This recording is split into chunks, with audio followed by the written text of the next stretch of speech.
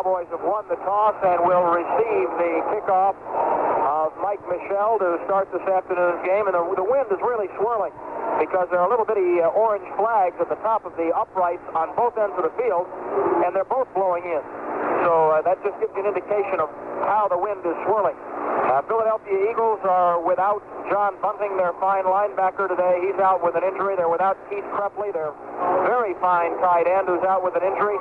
And they're without Wade Key, their starting left guard, also injured. More about that later. Michel has it teed up to kick off to Blackwell and Johnson, and here with a play-by-play is Verne Lundquist. Thank you, Brad. Cowboys will go left to right here in the first quarter. 32 degrees, 20-mile-an-hour wind. The wind chill factor is +6.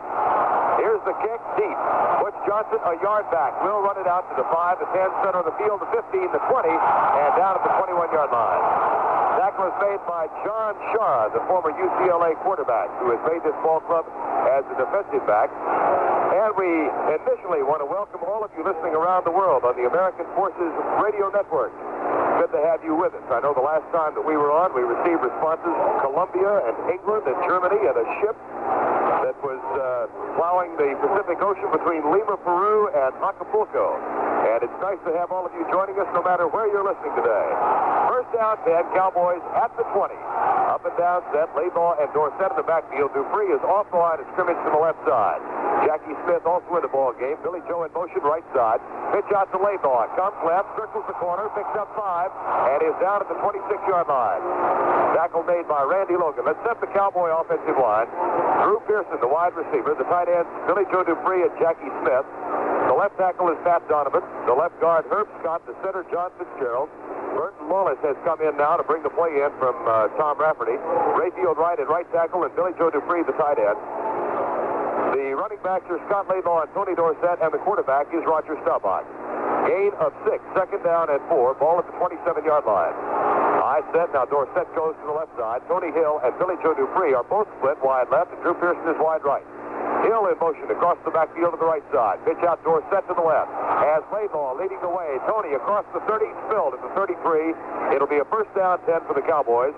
The tackle made by the left defensive end, the right defensive end, Carl Hairston. We will set the Philadelphia defense for you. Up front, the 3-4 defense. Carl Hairston, Charlie Johnson, and Dennis Harrison. The linebackers are Drew Mahalik, Frank Lemaster, Bill Berge, and Reggie Wilkes. The cornerbacks are Herman Edwards and Bobby Howard. And the safeties are Randy Logan and John Sanders. First down 10, Dallas at their own 33-yard line. Opening moments of the game on a sunny but +3 day in Philadelphia, Pennsylvania. Big split behind Staubach. He has run the first 2 times. He will this time as he hands it off to Laidlaw. Straight over John Fitzgerald back at the center. Out to near the 38-yard line as Frank Lemaster makes the tackle. It'll be very interesting to see what difference, if any, the additions of Fitzgerald and Dorsett can make. Of course, a lot of the psychology is different. The Cowboys were still struggling a little bit at midseason when the Eagles came to Dallas. But again, Dorsett, that was the week that he was benched. And I have a feeling he might like to show the Eagles that he's still around a little bit. Of course, the club record of 206 yards was set a year ago by Tony against this team in Texas Stadium. Second down and 5. The handoff, Dorsett goes left with Wallace in front. Skips the tackle, is up near the 42-yard line, and will be close for another first down. Carl Hairston made the stop that time. Burton Lawless, pulling from right guard, was leading the way around the left side. He'll be a yard short. It'll be third down. Well, make it 2 yards too short. The ball will be spotted at the 41-yard line. We ought to point out, though, that on his first carry, Tony surpassed the yardage he needed to set a Cowboy single-season rushing mark, passing the old record that had been established by Calvin Hill. He only needed 2 yards, and he's carried twice for 9 on the day. 12:14 to go first quarter. No score. Cowboys third down 2 at their own 41. Split in the backfield. Laidlaw to the left, Dorsett to the right. Motion now from Drew Pearson all the way across the offensive line, and Roger rolls out to throw for the first time. Looks for the screen pass, fires it to Dorsett, and he drops the football. It'll be fourth down. Tony had the first down at the 45, but it hit him in the right shoulder, and he dropped it. Well, and I think the cold got to him a little bit. I think all the receivers are going to have to get used to the ball today. Tony was definitely open and was a little iron-fingered on that one, and he was immediately tackled and spoken to by his dear old friend Bill Berge. John Shara is the deep man for Philadelphia on the punting effort by Danny White. 4th and 2, Cowboys at the 41. On able to keep the drive sustained in their opening sequence of the ball game. D.D. Lewis is over the ball. See if D.D. he does pop his head, but nobody goes for it. And here's the kick by Danny White. High, reasonably long, and Shara's back there has it. Henderson misses the tackle. Shara is up to the 30-yard line and still going to the 34. There's a flag down to the far side of the field.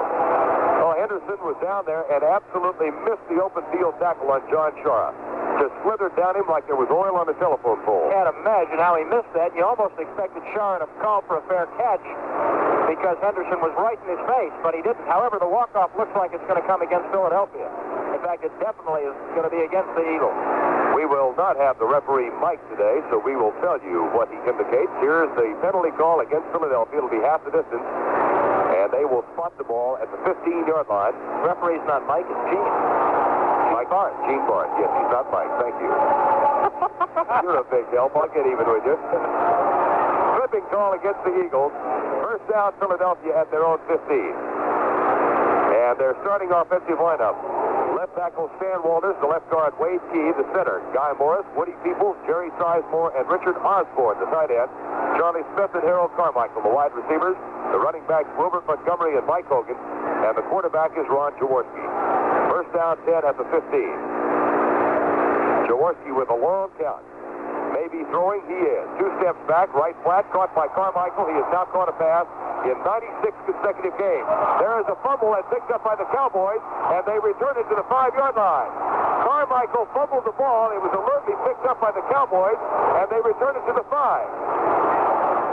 That happened almost in slow motion as Carmichael laid down, rolled right out of possession of the football, and I believe it was Benny Barnes who picked it up and returned it to the 5-yard line. Benny and Charlie Waters were right in the area. The Cowboys, or rather the Eagles, and especially the quarterback Jaworski, are complaining vehemently that the play should have been blown dead, and that perhaps Carmichael thought it was over and rolled away from it. But it was very alertly. That's just a great example of how you don't ever let up until the official sets the ball, because it was picked up by Barnes and run all the way back to the 5, and the Cowboys are in great shape now to punch one in early. What a crazy play. It almost developed in slow motion. Double tight end offense at the 5-yard line. Laidlaw, right side. Now shifts directly behind Staubach. Dorsett to the left. Roger has it, flips the ball to Scott. He puts his head down and pulls over left guard down to the 3-yard line. It'll be second down goal at the 3. Well, Carmichael keeps his string alive, but fumbled the football after the catch at about the 27-yard line. And a crazy, crazy play. Does it seem to you that everybody is moving as though the ground were covered in mud today? Nobody seems to really. I think they're probably going to take a while to loosen up. They look like they're sloshing around. It's a little cold. Second down goal at the 3.5-yard line. Jackie Smith, tight right. Billy Joe Dupree, tight left. Rayfield Wright is also in as a tight end. And Smith, the wingback. The handoff, Laidlaw, driving for the goal line and caught a yard short. Went straight up the pike that time. And it will be third and goal from about the 1. He did a good job of spinning off the pile-up of tacklers off to the left side of the pile to get down as far as the 1, and Ken Clark, a backup middle guard, came in and brought him down, but Scott had to battle to get it down that far. Our vantage point is the 25, the left 25, so they're down at the opposite end.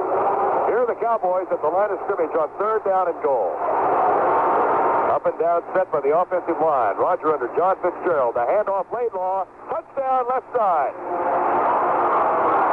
Hole opened over there, and Laidlaw just powered through. Very interesting that Tom Landry has decided on 5 out of 7 running plays to give the ball to Scott Laidlaw today. All 3 times to the fullback down there inside the 5 in what the Cowboys definitely refer to as their plus territory. And Scott finally punched it in, so it's 6-0, and Rafael Septien will try to convert the touchdown. Charlie Waters will hold for the extra point that comes early with 10-11 still to go in the first quarter. Tom Rafferty will center. Here's the snap, Septien's kick, right through the middle. There is a timeout on the field with our score, Dallas 7, Philadelphia 0. Dallas Cowboy football continues after this word. Saturday in the National Football League, Terry Bradshaw threw for 240 yards and 3 touchdowns in a steady snow at Three Rivers Stadium to lead Pittsburgh to a 35-13 victory over Baltimore, and that win assures the Steelers of the home field advantage throughout the American Conference playoffs on the basis of their 13-2 record, the best in the National Football League. At Pontiac, Michigan, Detroit's Gary Danielson threw 5 touchdown passes. That's high in the National Football League this season and a new club record. And he passed for 352 yards to help the Lions end a decade of frustration with a 45-14 rout over Minnesota, dealing the Vikings' playoff hopes a crushing blow. On the schedule in the National Football League, in addition to the game you're listening to right now, Buffalo is at New England, the Jets are at Buffalo, St. Louis is at the Giants, and Washington is at Atlanta. In the Giants game, Joe Danilo has hit a 30-yard field goal. The Giants lead that game by the score of 3-0. At Cleveland Hill, a 2-yard run. Cleveland 7, Jets nothing, first period. At the end, will kick off for the Cowboys now. Louis Jamona from Utah State and Billy Campfield from Kansas. A rookie and a second-year pro are deep for the kickoff. Jamona waits at the 10, and Campfield is back to the 5. Well, they have changed now. We could not see, quite frankly. It happened so quickly, but Cliff Harris picked up that fumble and returned it to the 5-yard line. It was the Cowboys' free safety who got it instead of Benny Barnes. And it alertly leads to a Cowboy touchdown, 7-0, with 4 minutes and 49 seconds gone in the first quarter. Here's Septien with a kick. It'll be short. Jamona waits for it, has it at the 15-yard line. Comes left to the 20, 25, gets outside to the 30, spilled up at the 37-yard line. Nice return on a very short kick by Raphael Septien. Nice block by Ray Phillips of the Eagles. The guys who go down there and block on special teams never get their name mentioned. And when they do something well, then they ought to be recognized. Ray Phillips threw a good block on Dave Stalls, through which Giamona, who used to play for the Jets, spun. And Giamona is one of those fellows who's come in here to replace injured people. The Eagles have had a lot of banged up folks all year. First down 10. Here comes Philadelphia at their own 37, trailing 7-0. Carmichael left side. Charlie Smith off to the right, and there's an extra wide receiver in there also.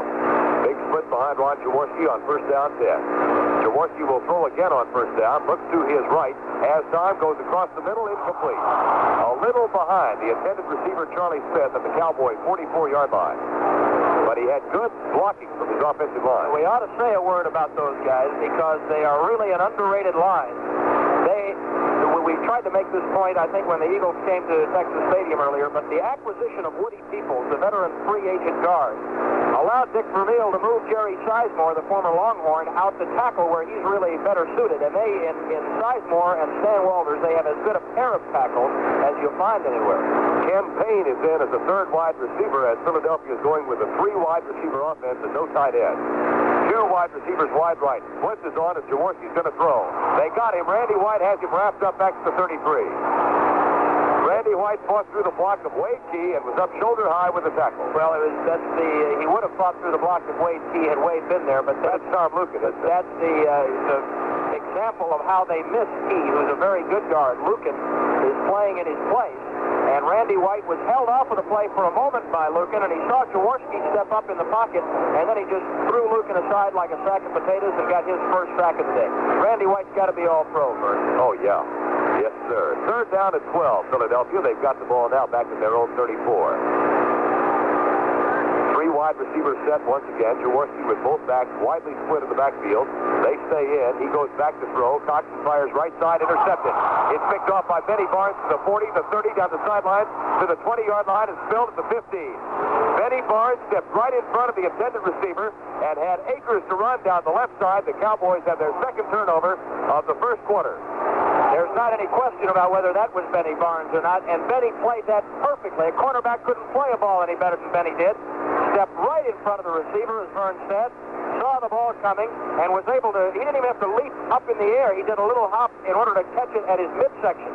And then a fine return to the ball. They get it all the way back to the 15-yard line. And the Cowboys have 2 turnovers, or I'm going to tell you a turnover statistic that's interesting in a minute. First down 10, Tony Hill and Drew Pearson wide right at the Philadelphia 15-yard line. Cowboys hoping to go up 14-0 in the first quarter. Here's the handoff play action. Rodgers back to throw instead. Looks left, lifts the screen out to Dorsett at the 15, the 10, the 5. He will stroll in standing up. Touchdown Cowboys. Tony was never touched. And Roger Staubach has now tied Don Verne for number of touchdown passes in a single season. That was number 24. Tony got a block and a half from Herb Scott, leading the convoy out on the flank. Just to go back for a moment, that was Benny Barnes' 5th interception of the year. That leads the Cowboys. But Staubach was looking elsewhere. He wanted to find something over the middle, I think, but couldn't find anything. The blocking, a great block by Herb Scott, and Dorsett romps in, and here's Septien to try the point. It could be 14-0 with only 6 minutes gone in the first quarter. Tom Rafferty will center. Here it comes. Here's Septien's kick. Nailed it. There's a timeout on the field with our score. The Dallas Cowboys 14. The Philadelphia Eagles nothing. Dallas Cowboy football continues in a moment. At Atlanta, the Atlanta Falcons leading the Washington Redskins 7-0. Atlanta scoring on 6 plays after taking the opening kickoff, stand back on a 1-yard run, PAT good. So Atlanta 7, Washington nothing in the first period at Atlanta. Underway a little bit later on, Green Bay at Chicago and Houston at New Orleans. Then later, Kansas City at Denver, Oakland at Miami, Tampa Bay at San Francisco, Seattle at San Diego. On Saturday, Pittsburgh 35, Baltimore 13, Detroit 45, Minnesota 14. The Vikings are still in the playoff picture, but boy, they're hanging on by their fingernails after that devastating loss to the Detroit Lions on Saturday. Minnesota now 8 wins, 6 losses, and a tie. The Green Bay Packers right now leading by a half a game. Green Bay is in action a little bit later on at Chicago. Raphael Septien will kick off for the second time in the first quarter. We have 8:59 remaining. We have played 9 minutes and 1 quarter. And 9 minutes, hello there. We have played 6 minutes and 1 second. 9 minutes and 1 quarter, right? Okay. How cold is it? Well, I'm going to tell you, it's cold. But it's not as cold as you were yesterday. And I'll tell you about that later on, boy. Jackson, Mississippi, of all places. Septien will kick off. Camfield and Jamona are deep. Here's the kick, a pooch kick by Septien. It bounces at the 25, fumbled at the 20. They pick it up and try to return. It goes right. They're down at the 25-yard line. Other scores, Atlanta leading Washington 7-0 first quarter. Big game. Cleveland leading the Jets 7-0 first quarter. That's also a big game, by the way. Right now, both those teams still in contention. And the Giants leading St. Louis 3-0. That is not a big game. No, and that won't hold up either. So let me tell you a little bit about turnovers. The Cowboys are still -7 for the season in the turnover department. In the last 4 weeks, however, they are +6. Now they're +8. That is why they have turned it around. Precisely. First down, 10 Eagles. They have not run the ball yet. 2 passing completions. 1 to our guys, 1 to their guys. Here's Carmichael in motion. The pitch out goes right side. Behind the line of scrimmage is Mike Hogan. He is filled up across the line by Ed Jones at the 27-yard line. It was Wilbert Montgomery. Very difficult, and I don't mean to make excuses, but from where we are at the 25, when they are down in that end of the field, the vantage point is a little tough, and we do not have the advantage of the Magnavox monitor here. Right. It's a long way away down there. And Montgomery, keep in mind, was held to 57 yards by the Cowboys at Texas Stadium, and in spite of that and missing 3 games at midseason, he's become only the second Eagle ever to go over 1,000 yards in a season. 14-0, 8-11 to go first quarter. Mike Hogan and Wilbert Montgomery a little mixed up in the backfield. Now they get set. The Eagles will have to hurry to get the play off. It's second down and 8. Jaworski has it. Pitch out right side. Wilbert Montgomery being chased and hauled down by Thomas Henderson, and there is a flag on the play. So a great play by Thomas, who penetrated very quickly, and he had Montgomery right around the hips, and he could only drag him for about a step or two, but we'll see whence goeth the flag. Option apparently resting with the Cowboys, and it may be a clip. And apparently Dallas will take the penalty. Yep, Gene Barth will walk it off, and it'll be a big one. Or holding, let's see. Flipping or holding? Holding. May I tell you, by the way, that I am delighted just for humanitarian reasons to see that the Eagles cheerleaders have put on their green warm-up suits. Ooh, those young ladies were prancing about entirely underdressed a little earlier for the temperature. They look now like a good-looking women's basketball team with their warm-up. Right. It'll be second down at 18 or something. Here's Jaworski handing it off on the middle. Wilbert Montgomery coming left. Ed Jones knocks him down at the 20. He picked up about 7 yards. And it was Randy Hughes instead of Ed Jones. 42 instead of 72. It will be third down at about 13. Cowboys recovered a fumble. Cliff Harris picked it up at about the 27, returned it to the 5. And Benny Barnes with a pass interception. Those two plays led to the 2 Cowboy touchdowns. You probably know this, but I just want to test your Eagle trivia. You know who the other 1,000-yard back in their history was. Well, I knew you were going to ask me, and I'm stumped. Really? The first 1,000-yard runner in the NFL, Steve Van Buren. That's correct. Boy, I tell you what. I dragged that out of the cobweb. Here's Jaworski back to throw, but they have whistled the play dead. He was the first 1,000-yard runner, was he not? No, I think that honor went to Beatty Feathers. Thank you, sir. You're right. Who? Beatty Feathers, who was at the time playing for the Chicago Cardinals, I believe. Okay. Delay of game against the Eagles. They did not get the play off in the allotted 30 seconds. They will mark off 5 more yards, and it will now be third down 18. I'll tell you, it's 32 degrees here with a 20-mile-an-hour wind. Yesterday in Jackson, Mississippi, it was 32 with a 20-mile-an-hour wind. But I feel 40 degrees warmer. Yeah, well, you had a little rain added to that, didn't you? Rain, and we were on the roof. I have never, ever been that cold. Let me in rain on the including Green Bay, including Cleveland on the roof, including here, Washington, the Giants. Spent a lot of time on roofs. Oh, it was the coldest day I've ever had in my life. The handoff up the middle. I mean, it was the kind of cold that would be fourth down that reached in and permeated your body and demanded a payment of pain. I beg your pardon. Oh, it was just awful. Cash on demand? Cash was there. Cash wanted to kill me for inviting him to Jackson. He said, never again. That would be Joe Cash. Joe Cash, spotter. We better identify him. Fourth down, Mike Michelle back to punt. Butch Johnson will wait for it. Here's the kick, almost blocked. It'll be a short kick. Johnson at the 45, to the 50, goes left. Out of a tackle at the 45 of Philadelphia and knocked out of bounds at the 44. Cleveland Franklin, former Baylor running back, made the stop, and the Cowboys, on their 4th possession of the first quarter, have tremendous field position again. There's a timeout on the field with our score, the Dallas Cowboys 14, the Philadelphia Eagles nothing. Dallas Cowboy football continues after this word. In the National Football League Saturday, Pittsburgh 35, Baltimore 13, Detroit 45, Minnesota 14. In college football, Eastern Illinois 10, Delaware 9. That was the NCAA Division II final. And in the NCAA Division I AA semifinal, Massachusetts 44, Nevada Reno 21. In college basketball Saturday, Notre Dame 81, UCLA 78, Michigan State 92, Fullerton State 89, Louisville 101, Idaho 54, Kentucky 67, Kansas 66 in overtime. Texas 85, Oklahoma State 70, Michigan 66, Dayton 61, North Carolina State 108, Campbell 83, Indiana 80, Bradley 64, North Carolina 85, Jacksonville 56, Syracuse 70, Rhode Island 68, San Francisco 78, Sacramento State 59. Back to play with a 14-0 lead, 6.5 to go first quarter. Verne Lundquist along with Brad Sham at Philadelphia's Veterans Stadium on the 10th day of December. Drew Pearson breaks wide to the left side, a double tight end set again. Jackie Smith and Billy Joe Dupree are both to the right side. Smith is in a wing. Now Jackie Smith in motion. The handoff up the middle to Dorsett. He is hit at the 40 and knocked down at the 39. That's that same play that usually gains a bundle.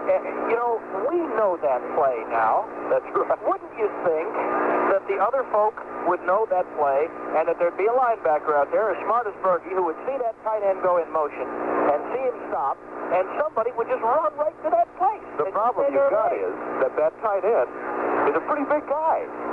And he's got the capacity for knocking somebody down if they get there. Two guys run over there. Okay. Second down and 5. I formation with 2 wide receivers wide right. Dupree to the left. Tony Hill starts in motion. Play action. Roger back to throw. Fires to the right. It is caught. Drew Pearson now has a consecutive game string of 1. And he was wide open on that play. Verne, I have to say that I think you probably share this because we talked about it on the bus, but I'm really a little surprised. I thought the Cowboys were going to be flat today, and from talking to a couple of the players in the locker room, into which we can get on the road, I thought that perhaps the same thing was felt by some of the players. They had clinched the playoff spot. They had to reach a little deeper for the incentive. And I really expect them to be a little flat and then catch themselves late in the game. But it hadn't worked out that way. Not at all so far. It's a first down 10 at the 31. Dupree starts in motion wide right. Tom Rafferty moves preliminarily. And it'll be a 5-yard penalty against the Cowboys, which draws a standing ovation from the crowd. Those are derisive cheers, folks. And if we were here on the 17th and Santa Claus was coming in, this is where they did boo Santa Claus for them. Also ought to say a word about Staubach, because he has made an unbelievable statistical recovery from the early part of the year when he struggled. Roger Staubach, friends, is now the #1 ranked passer in the National Football League, ahead of Greasy, ahead of Bradshaw, ahead of Manning. We'll tell you more in a minute. First down 15. Dupree to the left side. Dorsett shifting as the deep back in the eye. Tony Hill wide right. Duprison comes in motion. The pitch out to Dorsett. Gets a block play ball. There was a tremendous defensive play made by Randy Logan, the strong safety who fought off the block of Scott Laidlaw and still made the tackle. Just to follow up on what we're saying about Roger, he had the interception problems early, but he has come back to where he's now the #1 ranked passer in the league. Not the NFC, the league. He's the only guy in the NFL who's thrown for 3,000 yards. He's got the best average per attempt. And here's one more where I'll save this interception statistic till after the next play. Second down, a loss on the last play of 1. It's second down at 16, shotgun formation. Preston Pearson is in the lineup. He is to the right side. Dorsett to the left. The snap back, the 3-man rush. Roger in the pocket, has time, and drills it deep, and it's caught. The catch is made down at the 27. It'll be third down by Tony Hill. And the tackle made by Frank LeMaster. It will be third down at about 5. The interception stat. Yeah, and I know statistics bore people for a while, but I think Rodgers are so remarkable in the last half of the season that they just bear repeating. Staubach, in his first 110 attempts this year, threw 7 interceptions. In his last 95 coming into the game, he's thrown 1. And that's one of the biggest reasons the Cowboys have turned it around. Third down and 6 for the Cowboys at the 27-yard line of the Philadelphia Eagles. Shotgun again. Fitzgerald snaps it back. Roger has trouble controlling the snap. Now fires it, and it is almost intercepted at the 20-yard line. Looking for Preston Pearson in double coverage, and Berkey was there, and he had Preston from behind, but Reggie Wilkes, their fine young linebacker, was the guy who almost picked it up. You may not have heard of Reggie Wilkes, but he was named to UPI's all-rookie team this week, and you're going to hear about him in the future. Vermeil thinks the guy's a heck of a player, like a 6th-round draft choice, which is the highest thing the Eagles have had. On fourth down, Raphael Septien will try a field goal from the 34-yard line. A 44-yard kick into a swirling wind. This could make it 17-0. Here's the snap, and Septien's kick on the way and going left. Did he get it? No, he did not. Into the wind and short. And the Eagles get the ball back at their own 27-yard line, following the unsuccessful field goal attempt from 44 yards out. There's the timeout on the field with our score. The Dallas Cowboys 14, the Eagles nothing. In college basketball action on Saturday, Louisiana State 98, Tulane 88, Villanova 86, Rutgers 67, Marquette 74, Missouri 57. In the National Basketball Association, Chicago 101, New York 96, Cleveland 115, Philadelphia 107, New Jersey 125, San Diego 120, Washington 101, Phoenix 98, Cleveland 115, Philadelphia 107, Houston 116, Portland 110, Kansas City 132, Detroit 108. It was Denver 113, Milwaukee 103, Golden State 94, Atlanta 84. After Saturday play, the closest lead in the division, in the Central Division of the NBA, Atlanta, was just a half a game lead over San Antonio and Houston. Kansas City leads Denver by 2.5 in the Midwest Division.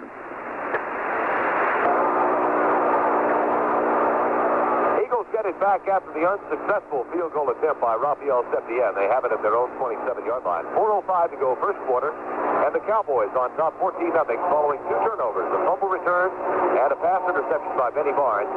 Laidlaw has one from a yard out, and Tony Dorsett scored on a pass from Roger Staubach from 15. Jaworski brings him up to the line. His backs are in the eye. Again, the 3 wide receiver set. Jaworski looking into the eyes of the Cowboy defense. They are in the prevent defense, by golly. Here's the handoff. It goes to Wilbert Montgomery at right guard. He's across the 30 to the 31, and Randy White makes the tackle. Well, with that 3 wide receiver offensive set, the Cowboys have brought in Randy Hughes as an extra defensive back, and Mike Hageman as an extra linebacker. Hageman is in there in place of D.D. Lewis, and Hughes is in place of Bob Bruning. It's a gain of 5, second down, and 5. Well, they've officially called it 4. Ken Payne and Charles Smith break wide left, and Carmichael goes wide right, and Charlie Waters will be one-on-one with him. With no tight end, the strong safety goes out to cover the wide receiver. It's second down. Jaworski handoff in tight to Mike Hogan across the 35-yard line to the 36. Hageman with the tackle. Let's pause 15 seconds for station identification. This is the Dallas Cowboys Radio Network. This is the American Forces Radio and Television Service.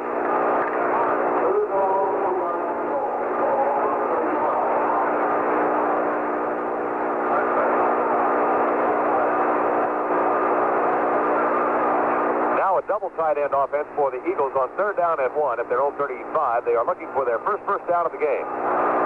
And a wing to the right side. Larry Barnes is in the backfield along with Mike Hogan. 2 fullbacks. The handoff, a pitch back, the same play the Cowboys ran last week. Jaworski rolls out. He does not have a man open. Larry Gold chases in Jaworski down the sideline. First down and out of bounds at the Cowboys' 49-yard line. The identical play the Cowboys tried for a touchdown against the New England Patriots last week. The handoff to Barnes. He pitches back to Jaworski, but there was nobody open deep, and Jaworski ran for the first down. It turned out to be a good play for the Eagles because Jaworski freelanced it, but you must give a ton of credit to Charlie Waters for the way he covered Harold Carmichael, who was the intended receiver. Jaworski straightened up when he got the ball back and looked at him, and unlike Tim Fox a week ago, Charlie didn't take the run fake. He stayed with Carmichael, and then Jaworski had to run it, but he did get the first down.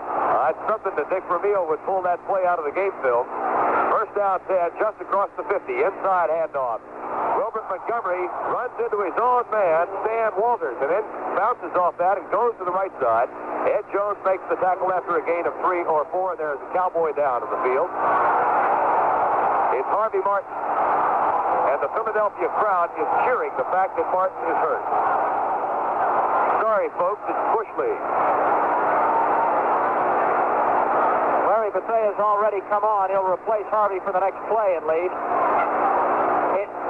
The way he's reacting, it doesn't look like it's the knee or the thigh that have given him trouble before, but the doctors are going to turn him over now and see if they can work on him a little.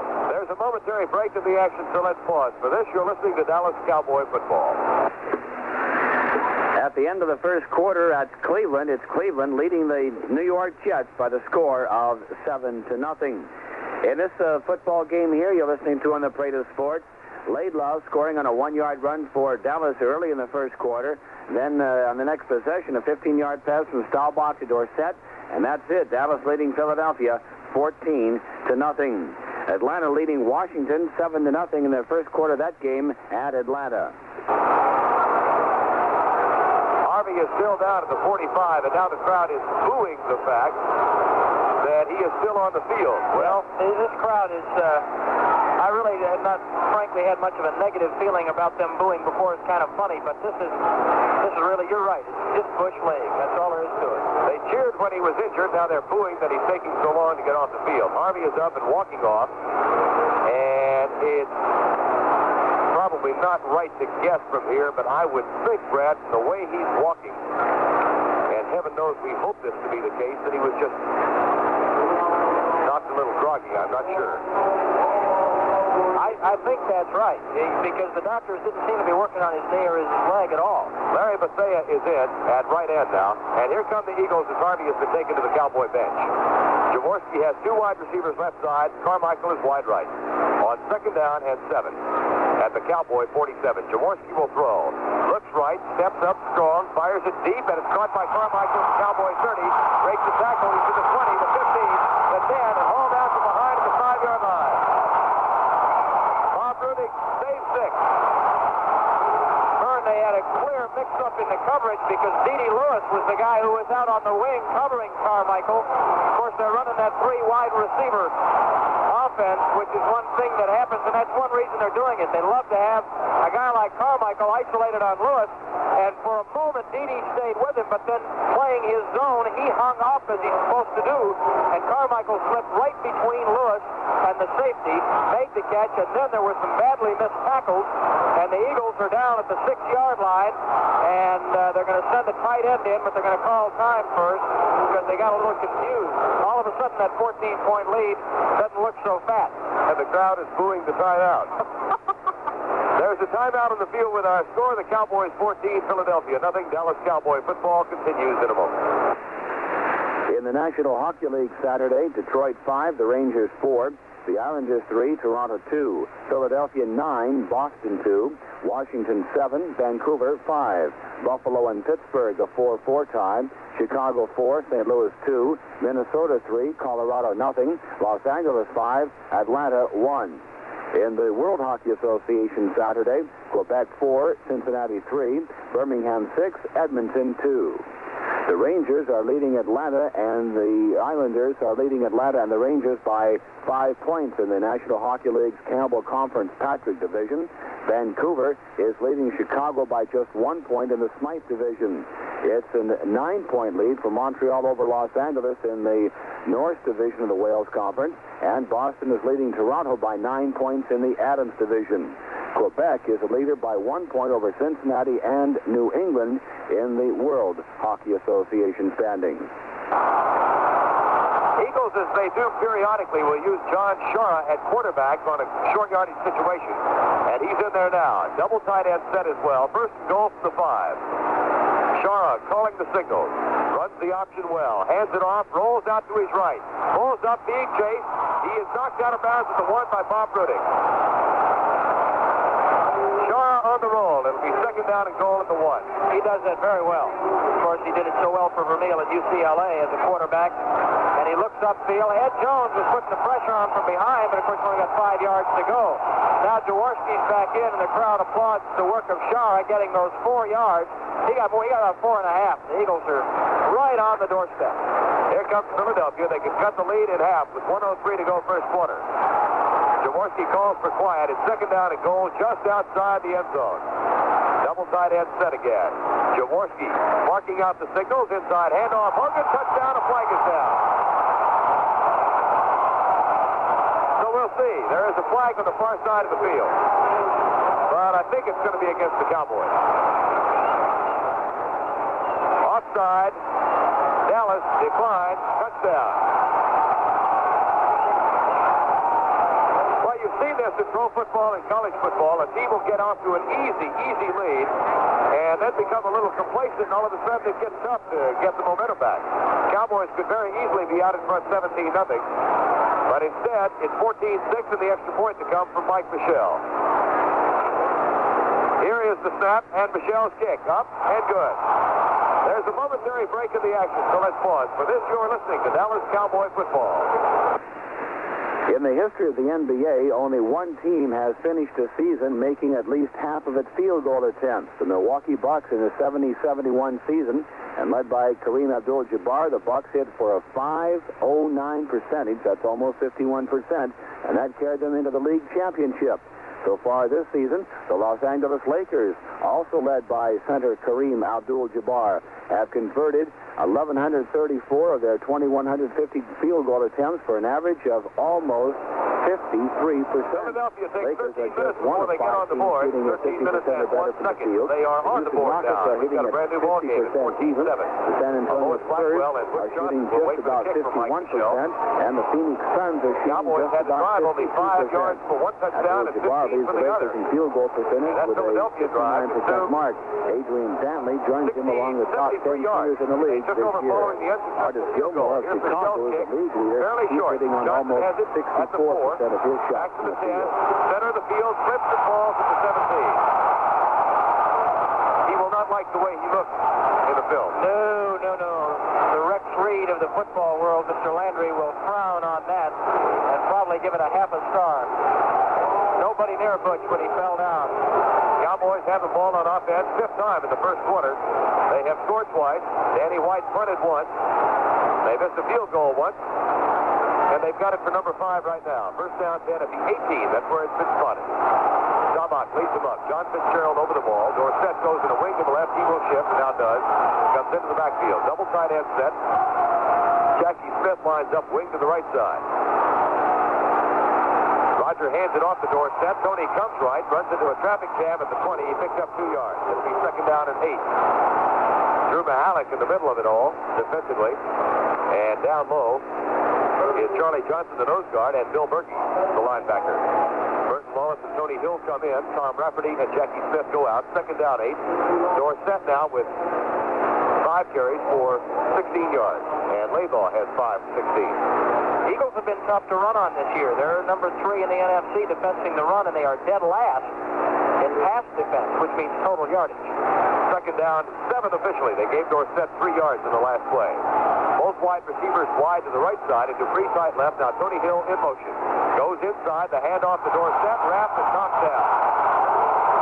Dennis Harrison got him around the shoulders on the attempt at deception, which did not work. It'll be third down and 6.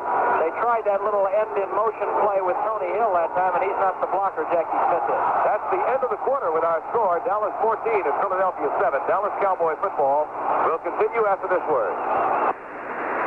The Dallas Cowboys are the offensive leaders in the National Football League. They lead in the entire National Football League in total offense. They lead the National Conference in rush offense, and they lead the entire National Football League in pass offense. The top defensive team in the National Football League is the Los Angeles Rams. The Rams lead the league in total defense and also lead the league in pass defense. The conference leader in rush defense is the Dallas Cowboys. In the American Football Conference, the offense total leader, the New England Patriots. The Patriots are also the top team in the National Football League in rush offense. The top passing offensive team in the American Football Conference, the Seattle Seahawks. Pittsburgh is the top total defensive team in the American Football Conference. New England the top against the rush, and the top team against the pass in the American Conference, the Buffalo Bills.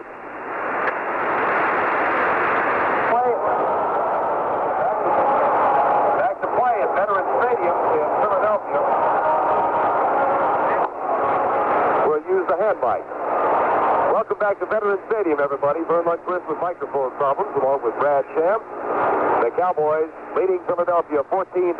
And they have a third down and 6 right now at their own 15-yard line. And as we switch mics once more, the Cowboys offensively will put it in play, as Verne said, at the 16. Good to have your microphone on now. Hey, you kept these headsets nice and warm. Thank you, sir. What the analyst is for. It's third down and 6 for the Cowboys at the 22-yard line. Shotgun formation for Dallas.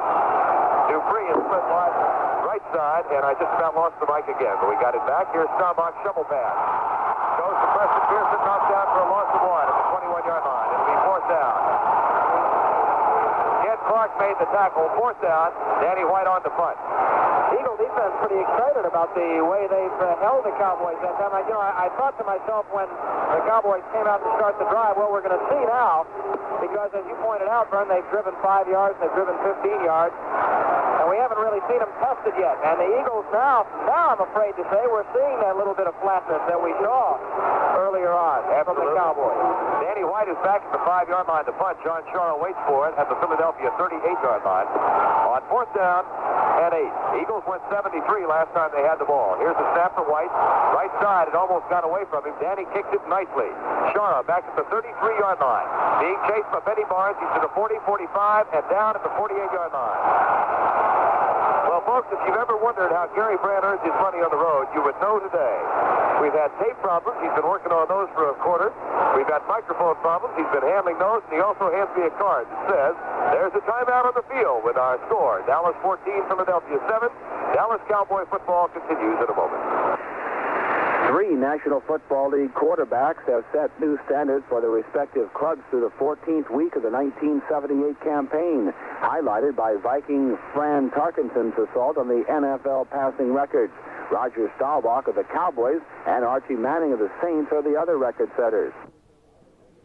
Tarkenton became the first National Football League player to complete over 300 passes in a season. He did that last Sunday when he hit on 30 of 56 for 289 yards and 4 touchdowns, and leading Minnesota to a come-from-behind 28-27 victory over Philadelphia. Tarkenton shattered Sonny Jurgensen's previous record of 288 completions set in 1967, and with 500 attempts, he's close to eclipsing Sonny's mark of 508 attempts, also in 1967, and in fact, Tarkenton did break that record in a losing effort on Saturday against the Detroit Lions. The accomplishments were gained in the 14-game period, which has been the length of the regular season. Eagles have the ball at their own 48-yard line, and they trail by just 7 now. And they're a little fired up. Got him stoked. Carmichael and Charles Smith both wide left. Jaworski with one setback has Montgomery on the wing. The handoff goes to Hogan, comes right, and is knocked down at the 49. He gained 1. Had a wing formation that time with Wilbert Montgomery lined up to the right side, and Hogan the only setback. Ed Jones and Bob Brunig made the tackle. They may officially give him 2. They do not. He's only 1. Well, we got our microphone problem fixed, and I got the headset with the cold earphones back. 32 degrees here in Philadelphia. Harvey Martin got kicked in the groin is what happened, and he's recovering. Glad you put it that way. You scared me. And second down at 9. 13:27 before halftime. Carmichael wide right and Smith wide left. Jaworski will throw. Drops straight back. A 4-man rush. Pressure is on, and Randy White wraps him up back at the 40-yard line. An ankle tackle. The second sack for Randy White, the Cowboys all-pro defensive tackle. And what a play that was by the Manster, because he flew by Lucan, who really kind of maintained his position, and Randy just finally edged Lucan aside, reached in, and made the ankle tackle, as Verne said. As I recall, Randy made one all-pro team last year. He made Pro Football Weekly's all-pro team and a lot of all-conference teams. But I just bet you right now Randy White is a unanimous or consensus or whatever you want to say all-pro. I don't see how they can avoid it. Especially with the injuries that Harvey Martin has had and the kind of off-season that Harvey's had. It's third down at 18. 14-7 ball game. Jaworski with 3 wide receivers once again. He'll throw. Back to pass. No blitz. The rush is on. They flip the screen out to Montgomery at the 40. 45 and knocked down. It'll be 4th down at 12.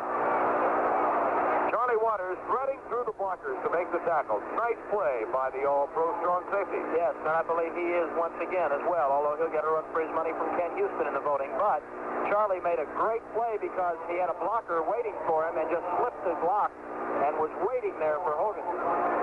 Mike Michel is on to punt. He is at the 30. Butch Johnson back to receive it at the 18 of the Cowboys.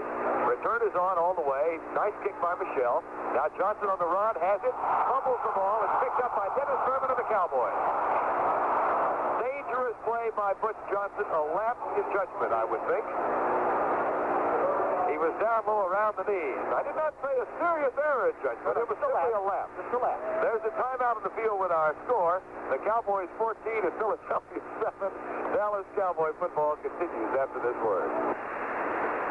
The Minnesota Vikings have established the National Football League mark with 4 players having 50 or more pass receptions in the same season. Running back Ricky Young has a club record 78 for 638 yards, followed by wide receiver Amon Rashad, 58 for 625 yards, running back Chuck Foreman, 55 for 350 yards, and wide receiver Sammy White, 50 receptions for 680 yards. 7 teams have had 3 players catch 50 or more passes. Dallas's 10-year veteran quarterback Roger Staubach broke club records during his team's 17-10 victory over New England last week. Staubach hit on 15 of 27 for 243 yards and 2 touchdowns to bring the season totals to 218 completions and 394 attempts. That's 3,000 yards. All of those are new marks. Staubach now owns all the Dallas passing records except Don Meredith's mark of 24 touchdown passes in 1966. Roger has 23. Scored on 2 out of 5 possessions, but they have not put together a long drive yesterday. If you joined us late, they had to go 5 yards for the first touchdown following a fumble recovery. and 15 for the second following the pass interception by Benny Barnes. They have the ball right now. First down 10 at their own 28 following the fumble recovery by Dennis Sermon. I formation. Tony Hill left side and Drew Pearson to the right. Now a shift in the backfield. Now a shift back into the I. Roger Staubach, long count by the Cowboy quarterback. Has it, play action. Back to throw. Looks deep. Wants a punch. He's in trouble. Rolls out of the tackle. Now fires it short. Caught by Drew Pearson at the 35. Drew comes left. Is double teamed and down. He picked up about 6 yards. LeMaster made the tackle. And Bill Berkey, who always seems to be around the ball, is right there also. And he and Drew get up and exchange words.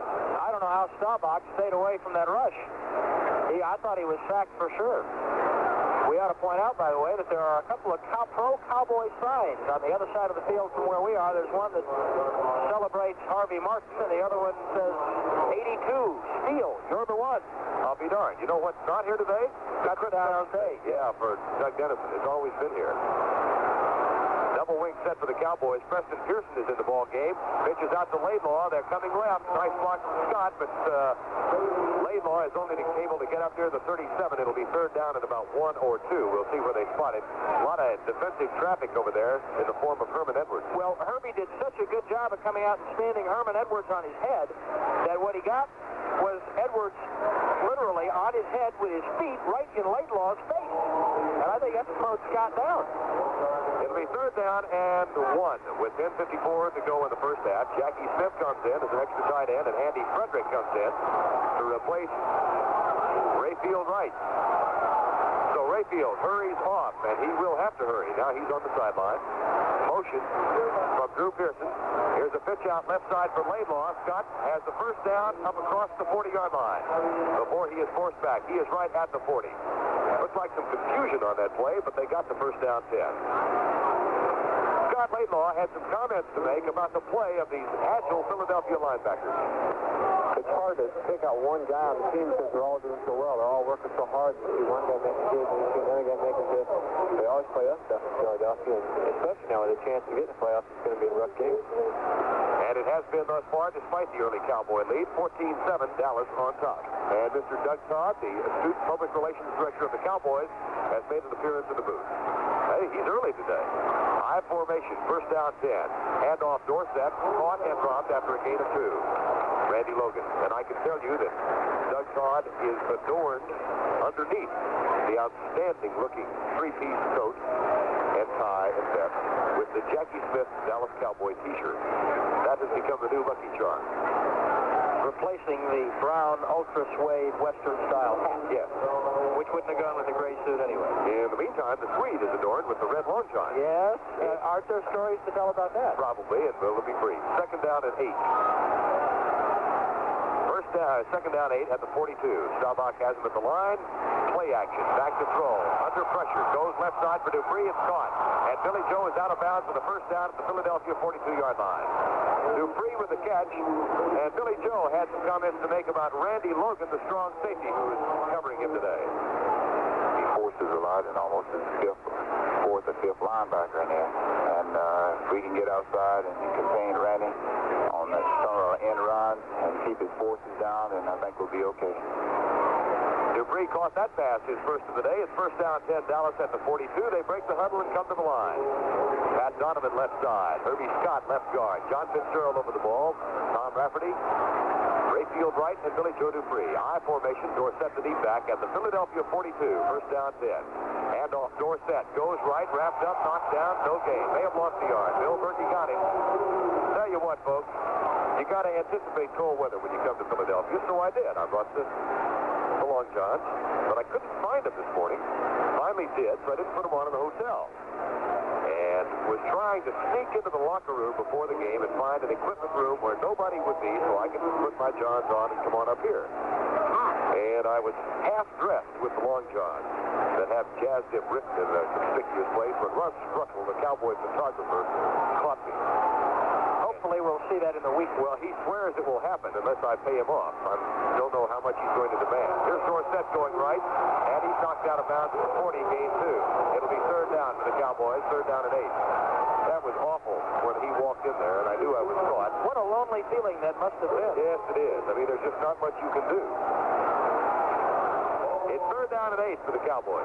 Berkey again made the tackle, and when you're talking about all pros, week in and week out, you just don't see many middle linebackers any better than Bill Berkey. And for his sake, you kind of hope that someday soon the Eagles get in the playoffs, because the guy deserves it. I kind of hope they do just because they're Philadelphia, and I think they got a good organization.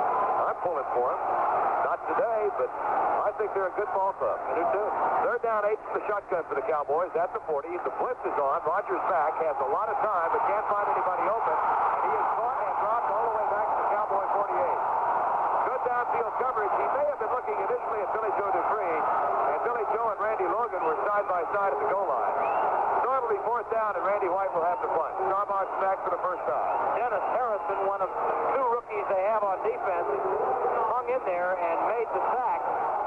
And, boy, they had to be well covered because Roger had all kinds of time. So now, Danny White will punt it away. Is that John Shara down there at the 10? He is indeed. Waiting for it at the Philadelphia 10-yard line. 14-7 game. Cowboys scored early in the first 5 minutes. Here's the snap back to White. Danny goes to the right side, tries to keep it away from Shara. It does. It bounces at the 5, goes toward the end zone and lifts in. Just about came to a rest at the 2. But Benny Barnes couldn't get down there quickly enough. And he couldn't because of a great block by Bobby Howard, who knocked Benny off his feet. Otherwise, Barnes would have been able to kill it inside the 5. There is the timeout on the field with our score. Dallas 14 at Philadelphia 7. Dallas Cowboy football continues after this word. On the scoreboard now in the National Football League, first period scores. The Giants 10, St. Louis nothing, Atlanta 7, Washington nothing. And updating on some of those scores, at Cleveland, a 45-yard field goal by Leahy to give Cleveland a 14-3 lead over the Jets. And then Cockcroft hit a field goal from 21 yards out to make it 17-3 Cleveland. That's in the second period at Cleveland. Hooks on a 29-yard run for Buffalo, and the Bills are leading the Patriots 7-0 in the second quarter. At New York, the Giants leading St. Louis, as we mentioned, 10-0 at the end of the first period. And at Cleveland again, a 21-yard pass from Sipe to Pruitt, and that was a score a little bit earlier to give Cleveland a 14-0 lead over the Jets. However, that score now is 17-3 in favor of Cleveland over the New York Jets. Okay, let's get back to the action now at Veterans Stadium. 6:57 to go first half. Philadelphia has the ball at its own 20-yard line. Jaworski has it leveled back to the 10. They break, and here they come. 32 degrees in Philadelphia on the 10th day of December. Cowboys have this one plus a trip to New York next week, and Cleveland leading the Jets 17-3 in the second quarter. First down 10, and Jaworski has his backs in the eye with 3 wide receivers again in the ballgame. They have gone with this formation almost extensively here in the first half. Jaworski hands it off to Wilbert Montgomery. He's up to the 26-yard line, picked up a quick 6. Ed Jones made the tackle. It'll be second down and 4. Cowboy touchdown 1 yard by Scott Laidlaw following a fumble recovery and return by Cliff Harris to the 5.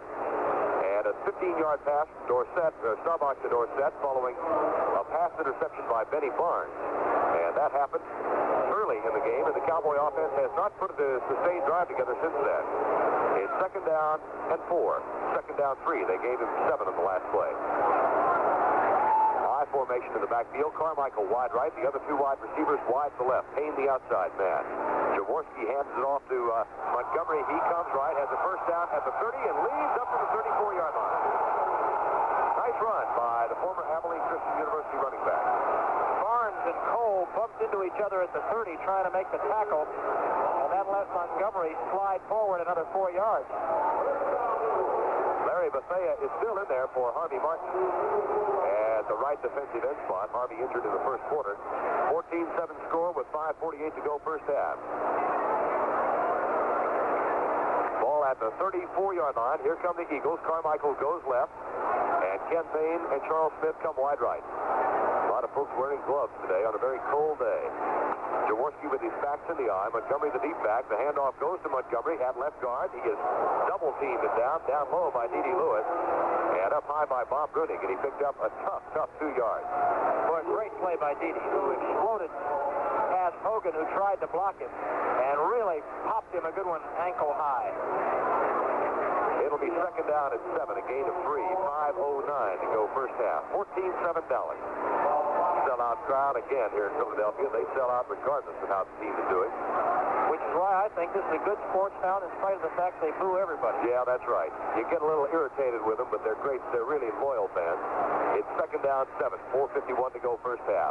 D.D. Lewis comes up to threaten the blitz. Jaworski is back to pass. It is no blitz. He flips it out to Montgomery at the 40. A fumble, and the Cowboys, Cliff Harris dives for the ball and may have it.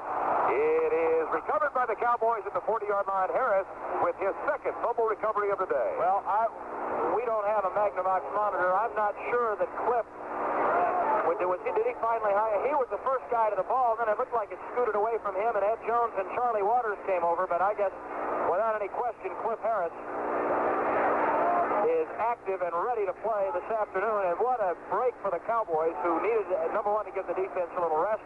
Number two, they put the offense in shape in good field position, 40 yards away, thanks to another fumble recovery by Crash Harris.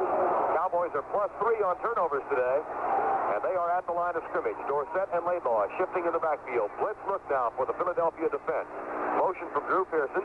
Play action. Roger reads the blitz, goes back. He's being chased, fires it out short and incomplete, intended for Laidlaw.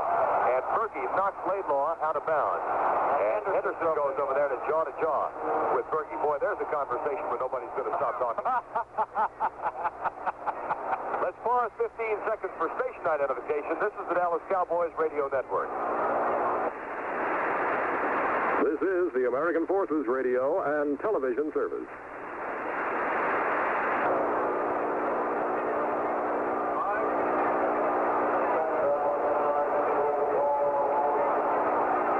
Is 6 out of 9 for 55 yards now, and he's got a second down and 10 at the 40.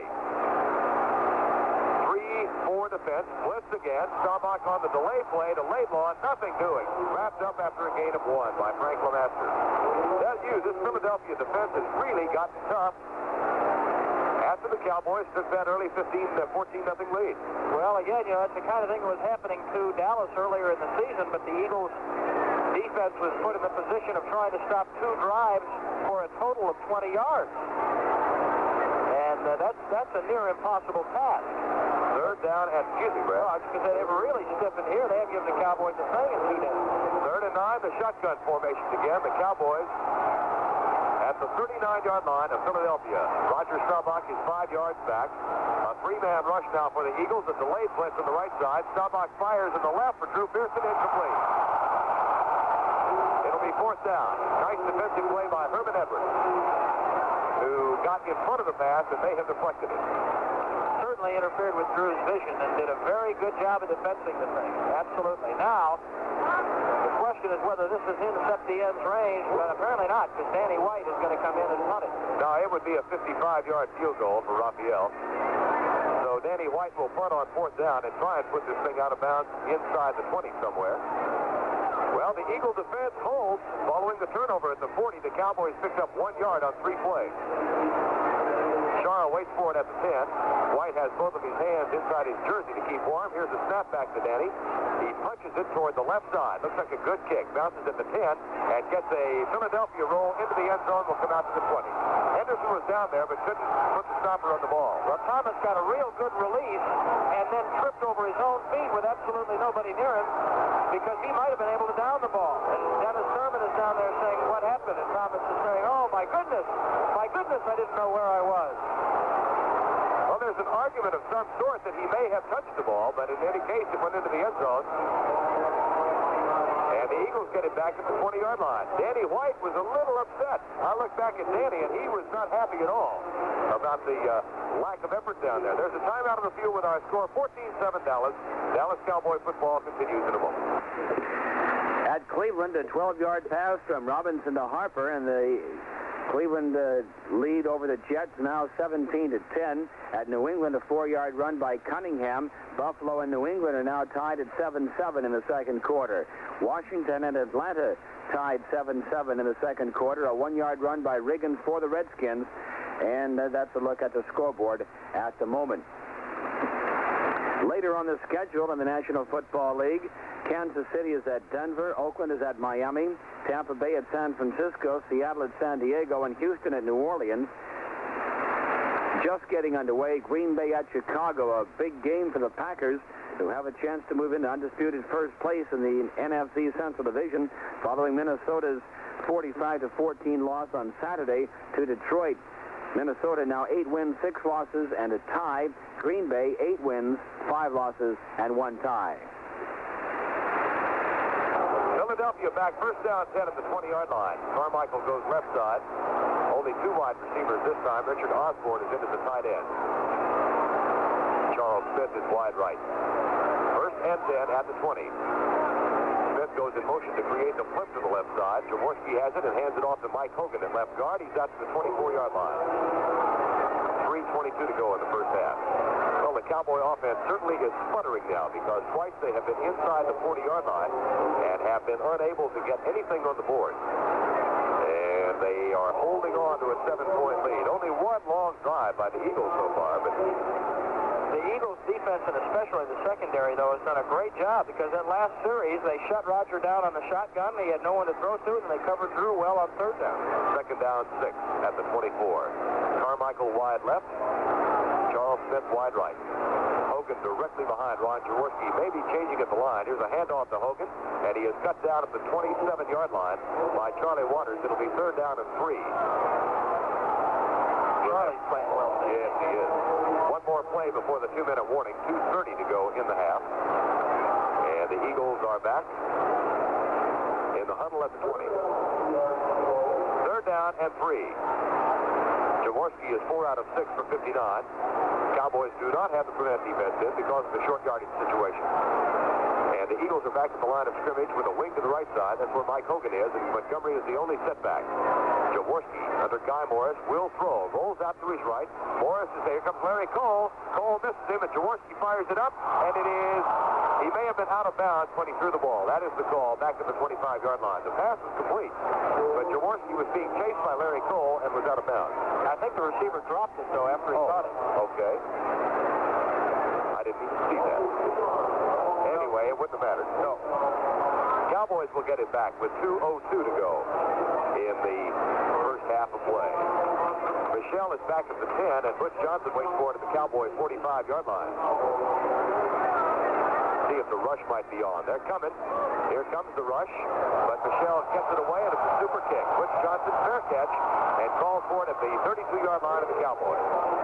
So Dallas will get it back with 1:53 to go in the first half. There's a timeout on the field, a momentary break in the action. So let's pause for this. You're listening to Dallas Cowboy football.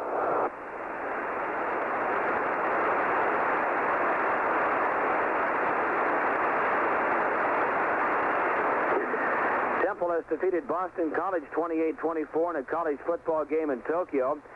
Brian Brumel scored 2 touchdowns for Temple in short runs, but the significance there, a sellout of 55,000 to see that game in Tokyo. We understand that a couple of other college football teams are planning to do the same thing next year. Great kick by Mike Michelle under pressure, and the Cowboys, who were hopeful of good field position, did not get it. They've got the ball at the 33. That's where it's been spotted. 67 yards away with 1:53 to go in the first half of play, and a 14-7 game. No scoring here in the second quarter. It's a game that's really unfolded much differently than it looked as though it might early on when the Cowboys got the first Cliff Harris fumble recovery and a Benny Barnes interception, cashed them both in, 14-0. It looked like it's going to be a romp. And then the Eagles have really stiffened since then. Their defense especially has looked just marvelous. Of course, so has the Dallas defense. That Philadelphia defense, Carl Hairston, Charlie Johnson, and Dennis Harrison up front. The linebackers, Drew Mahalik, Frank LeMaster, Bill Berkey, and Reggie Wilk. The cornerbacks, Bobby Howard and Herman Everett. And the safeties, Randy Logan and John Sanders. I think they've improved it since they got Bobby Howard he was a free agent Patriots had cut, and put him on the left corner in place of Johnny Outlaw. Preston Pearson and Tony Dorsett are the setbacks. They are split now, and a wing to the right side. Here's Staubach dropping back to throw. Fires it out for Dorsett. One-on-one. Comes left. Knocked down up to 33. Didn't gain a thing on that play. And does not get out of bounds as Drew Mahalik makes the tackle. Cowboys will probably go without a huddle. They will. 1:36 to go in the first half. Dallas has its timeouts remaining. And they do not go from the shotgun. There was a loss of a yard in the last play. It's second down 11. Staubach under John Fitzgerald. Has it and drops back. Looks left. Now rolls out to his right. Chasing away from the run. Pumps once. He'll run it. Up to the 35 and tries to get out of bounds and does not at the 38-yard line. Tell you the Eagles are doing a sensational job defensively now. They Drew out on the right side that time, and Bobby Howard cut him off short, and instead of trying to peel off and go deep, Drew had to come up because of the good positioning of Howard. He had to come into the play, and in the short zone, there wasn't any room to throw, which is why Staubach looked that way and faked and pumped and kept it and ran. And instead of using a timeout, the Cowboys go to a huddle, so now we're down to 45 seconds. It's third down and 5, and Dallas will go for the shotgun. Ball at the 38-yard line. 40 seconds remaining. Staubach has the snap. Four-man rush. Screen pass to Preston Pearson. Goes to his right. Now comes left. Weaving and is near the first down with 30 seconds to go. The tackle made by Berkey. And over on the sideline, they're hollering, "Hey, guys, call a timeout." And finally they do. Ernie Stodner was doing handsprings on the sideline. But they run off another 6 seconds. They've got the first down and a timeout. And the timeout has been called with 25 seconds to go. So not very good conservation of time on this current Cowboy drive. Yeah, it really kind of looked like they weren't sure exactly what tack they were going to take, whether they wanted to run the clock down or whether they wanted to try to use it.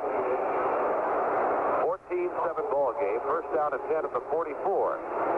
The president and general manager of the Dallas Cowboys, Texas E. Sham, will be our guest at halftime, and we'll discuss such things as where playoff tickets might be available at when, presuming, as Mr. Sherrod calls them in one of the Dallas Gazettes, presuming your heroes are victorious this afternoon, or should Green Bay lose to Chicago. But don't get me started on that combination of possibilities. Matter of fact, did you happen to see the Wire story? Oh, I did a thing on the air. I read it, and Gary Brandt and Blaine Least back at our flagship station did a great thing, little music thing, and I read that whole deal thing about 3.5 minutes, and at the end I said, if you don't understand it, don't feel bad because we punched up the theme music from It's a Mad, Mad World. But Ermal Allen did a thing that I think I've got here. I'm going to read it when we get time, maybe second half. First down and 10, Cowboys back at the line of scrimmage from the shotgun with 25 seconds to go. They have the ball at their own 44-yard line. Roger 5 yards back, has the snap. Here comes the blitz. He's up in the pocket, in trouble, fumbles the ball. There's a scramble for it. It's picked up by Dorsett in the air, and Tony comes left. He's to the 40, the 45, and out of bounds to the 47-yard line. And John Shara has to hurdle the bench as he chases him.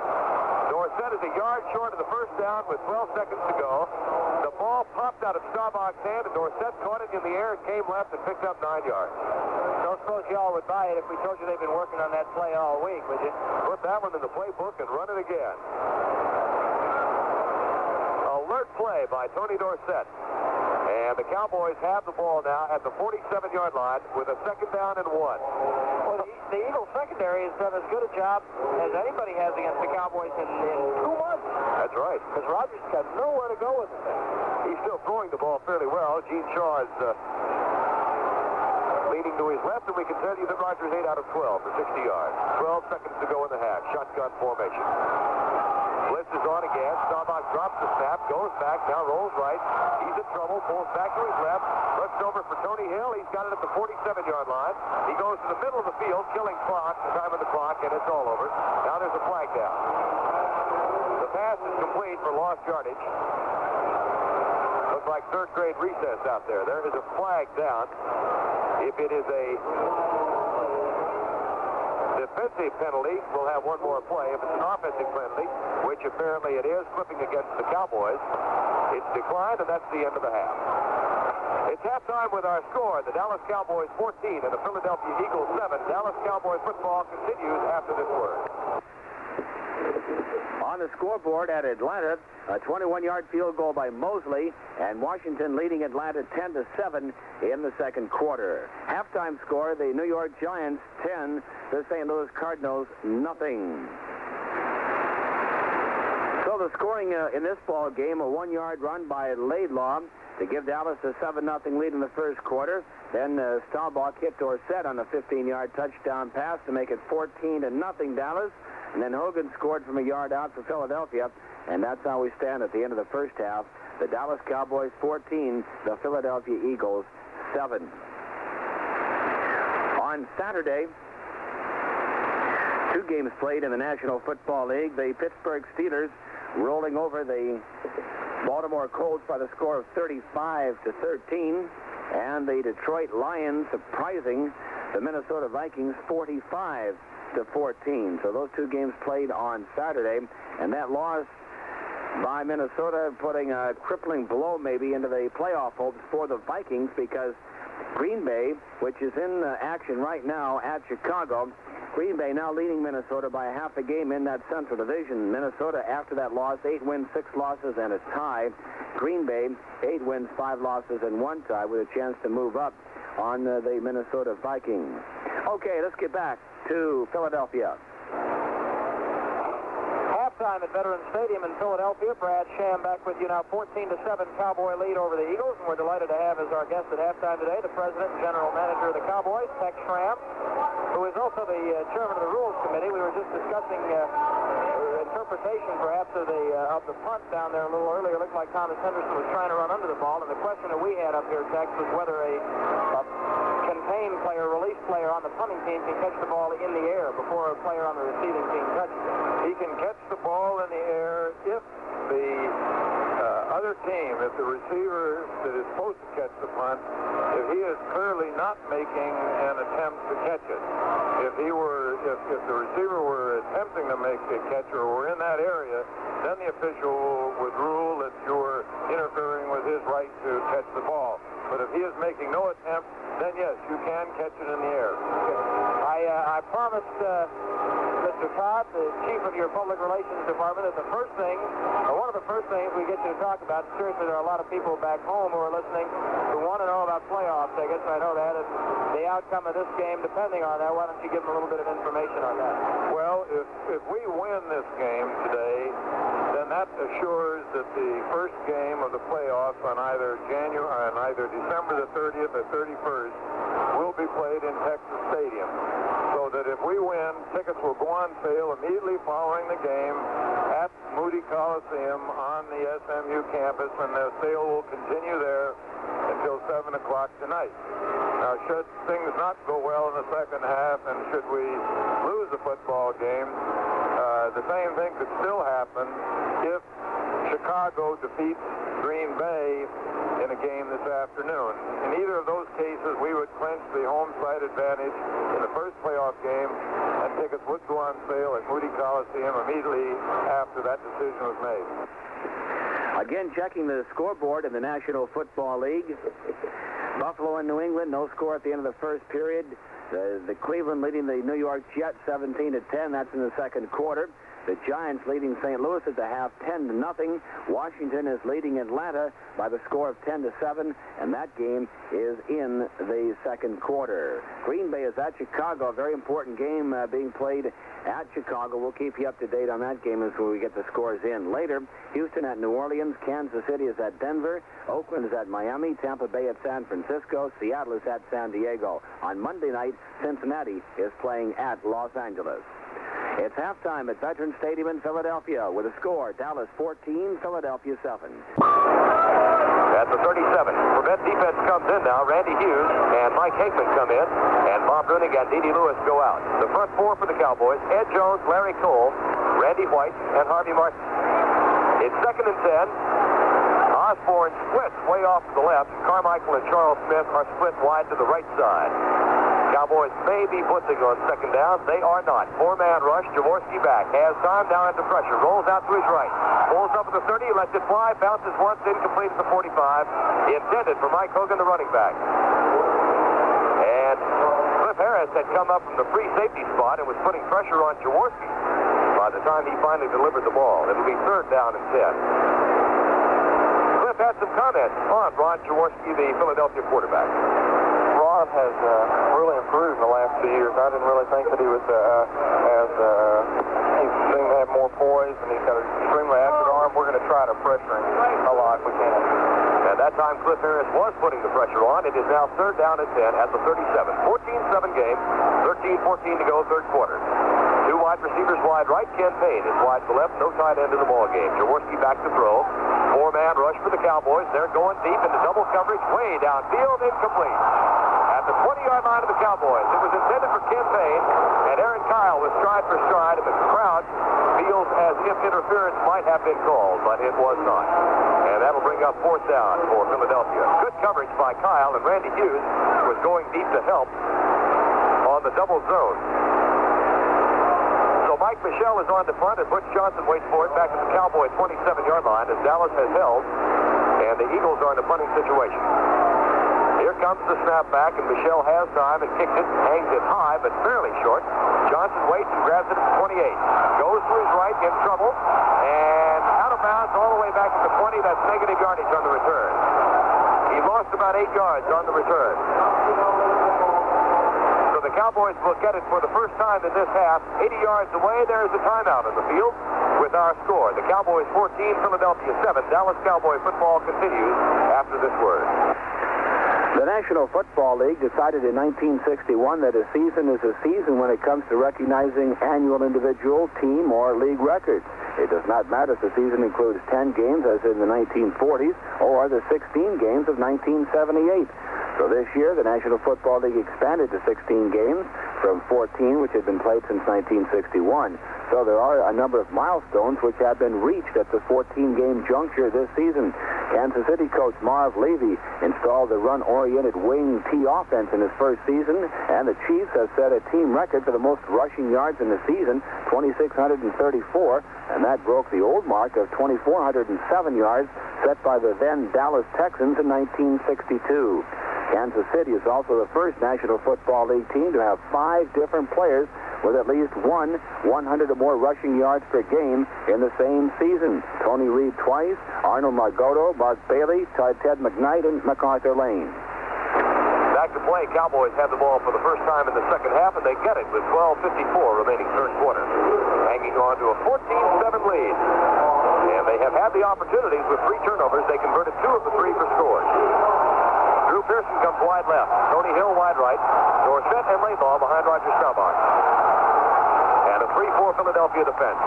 The handoff goes to Dorsett to the right side, being chased by Frank LeMaster and cut down for a loss back to the 18. Frank LeMaster, the 5-year pro out of Kentucky. Good recognition on that play. Those guys play the run so well. We told you earlier in the game the Eagles are the 3rd best team defensing the run in the NFC, only behind Dallas and Los Angeles. And they just play it extremely well. They're going to take a defensive lineman out now and bring another one in. Make a substitution of Clark for Charlie Johnson. That's Ken Clark, the rookie from Syracuse, who's in the nose guard. Dorsett, 11 carries for 27 yards. Wide split in the backfield. Staubach may be throwing on second down and 12. Roger has it, 2 steps back, fires in the right flat. It is caught and is out of bounds and is caught by Tony Hill up at the 24-yard line. It'll be third down and still in need of about 8. 14-7 game. This one important for the Cowboys only in the sense of assuring a home field spot. They already have the division wrapped up. But also, I think, significant in terms of momentum going into the playoffs. Absolutely. As Larry Cole said on the pregame show, whenever they have lost the last couple of games, or one of the last 2, they've not necessarily played well in the playoffs. It's third down and 8. And here come the Cowboys, and the Philadelphia crowd is around. Shotgun formation. Tony Hill comes left. The other wide receivers are wide to the right side. Roger is 5 yards back. A 3 now the blitz. Here comes LeMaster. Staubach has time. Wants it all. Going deep for Tony Hill. Into triple coverage. He's down there, and the pass is caught at the Philadelphia 23-yard line. An amazing catch by Tony Hill into triple coverage.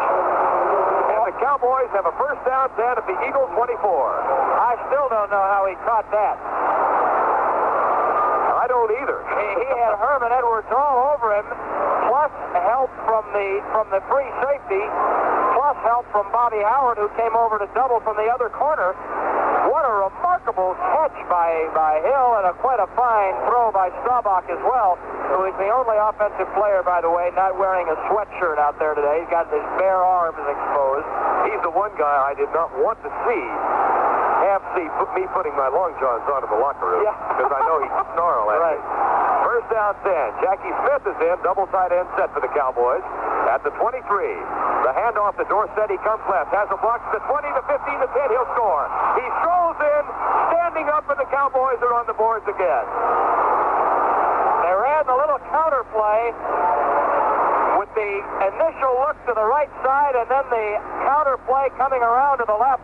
The blocking was there, and it was great. And Dorsett high stepped through the hole, set up by that long bomb from Staubach to Hill, and Dorsett with crisp blocking out in front of him gets his second touchdown of the day, saying to the Eagles, you didn't see me in Dallas, but you're going to see me this afternoon. There's a big score toward that momentum we talked about earlier. Raphael Septien will try and make it 21-7 with 11:03 to go, third quarter. Here's the kick, and he got it. There's a timeout on the field with our score now. Dallas 21, Philadelphia 7. Dallas Cowboy football continues in a moment. Houston's Earl Campbell, the AFC's #1 rusher with 1,306 yards on 263 carries, already has set several club and league records. His rushing total eclipses the former NFL mark for the most rushing yards by a rookie, set by San Diego's Don Woods. He had 1,162 yards in 1974.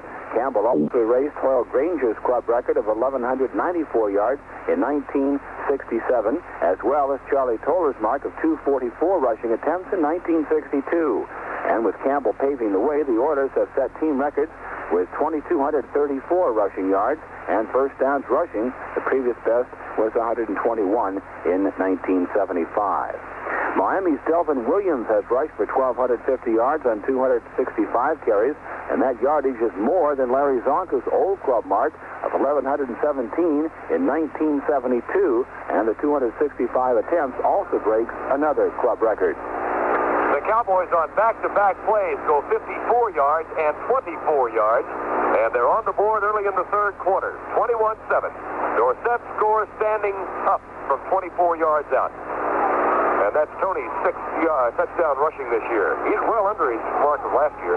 Here's Septien to kick. Campfield and Jamona Hardy. No, Wilbur Montgomery's back there now.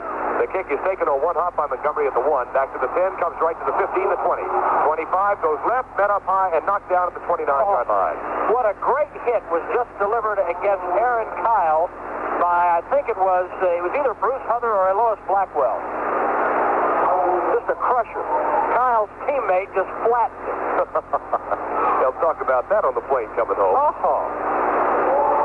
It's first down 10 at the 29. Cowboys back in front by 14. A marvelous catch by Tony Hill and a scamper by Tony Dorsett. The ball officially will be marked at the 30-yard line. Jaworski has Carmichael in a wing to the right side, and Charles Smith is lined up split wide left. High formation behind Jaworski. He may throw on first down. He does not. Pitch out to Montgomery. Comes right and breaks a tackle. Is up near the 34-yard line. He was caught by Brunig and Waters at the 31, and Charlie's still down on his knees, shaking his head in exasperation. The tackle finally made by Harvey Martin. Well, Charlie almost stopped him with his back, reaching around behind him.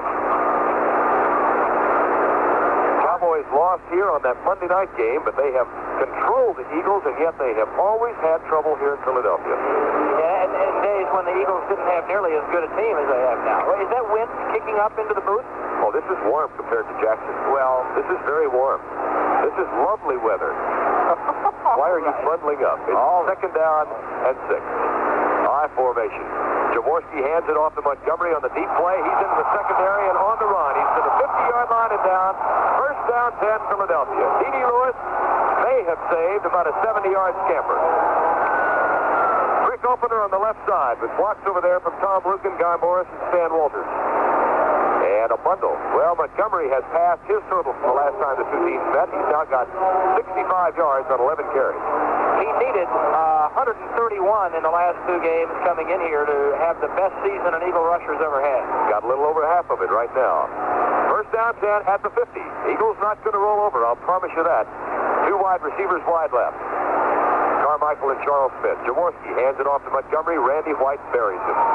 Absolutely buried him. Oh, gee. Randy White is the kind of a guy who he's so good that normally we see guys like this once or twice a year, like we see Berkey a couple of times a year, and you say, gee whiz, that guy is really awesome. And normally when you see a player all the time, you're not that much impressed with him. It has nothing to do with his ability. You just get used to seeing it. But Randy White's so good, every week you wind up saying, oh, my goodness, he's unbelievable. That's right. Second down and 9. They did gain 1 in the last play. Carmichael and Charles Smith are wide right. Jaworski will throw. Here comes the stunt by the Cowboys. The pass to Montgomery, a fumble. The Cowboys are back, and it's an incomplete pass now. Montgomery was nailed by Charlie Waters. Oh, my goodness. Well, if you're going to talk about a great tackle by Randy White, or is it Hegman? Hegman got it. I saw Waters there, and it was Hegman instead.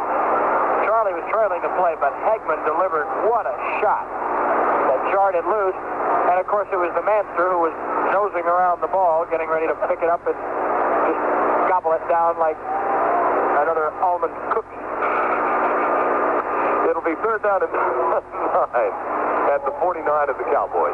8:37 to go, third quarter. Verne Lundquist and Brad Sham. Glad you all could join us today. Around the world on the American Forces Network. 3 wide receivers in on third down. Blitz look for the Cowboys. Randy Hughes may be coming. Jaworski may be changing. Here comes the blitz. Jaworski's back. He fumbles the ball, and the Cowboys have recovered at the 41-yard line. That will go as a sack in the 4th turnover of the day, and the Cowboys get it. Mike Hegman again.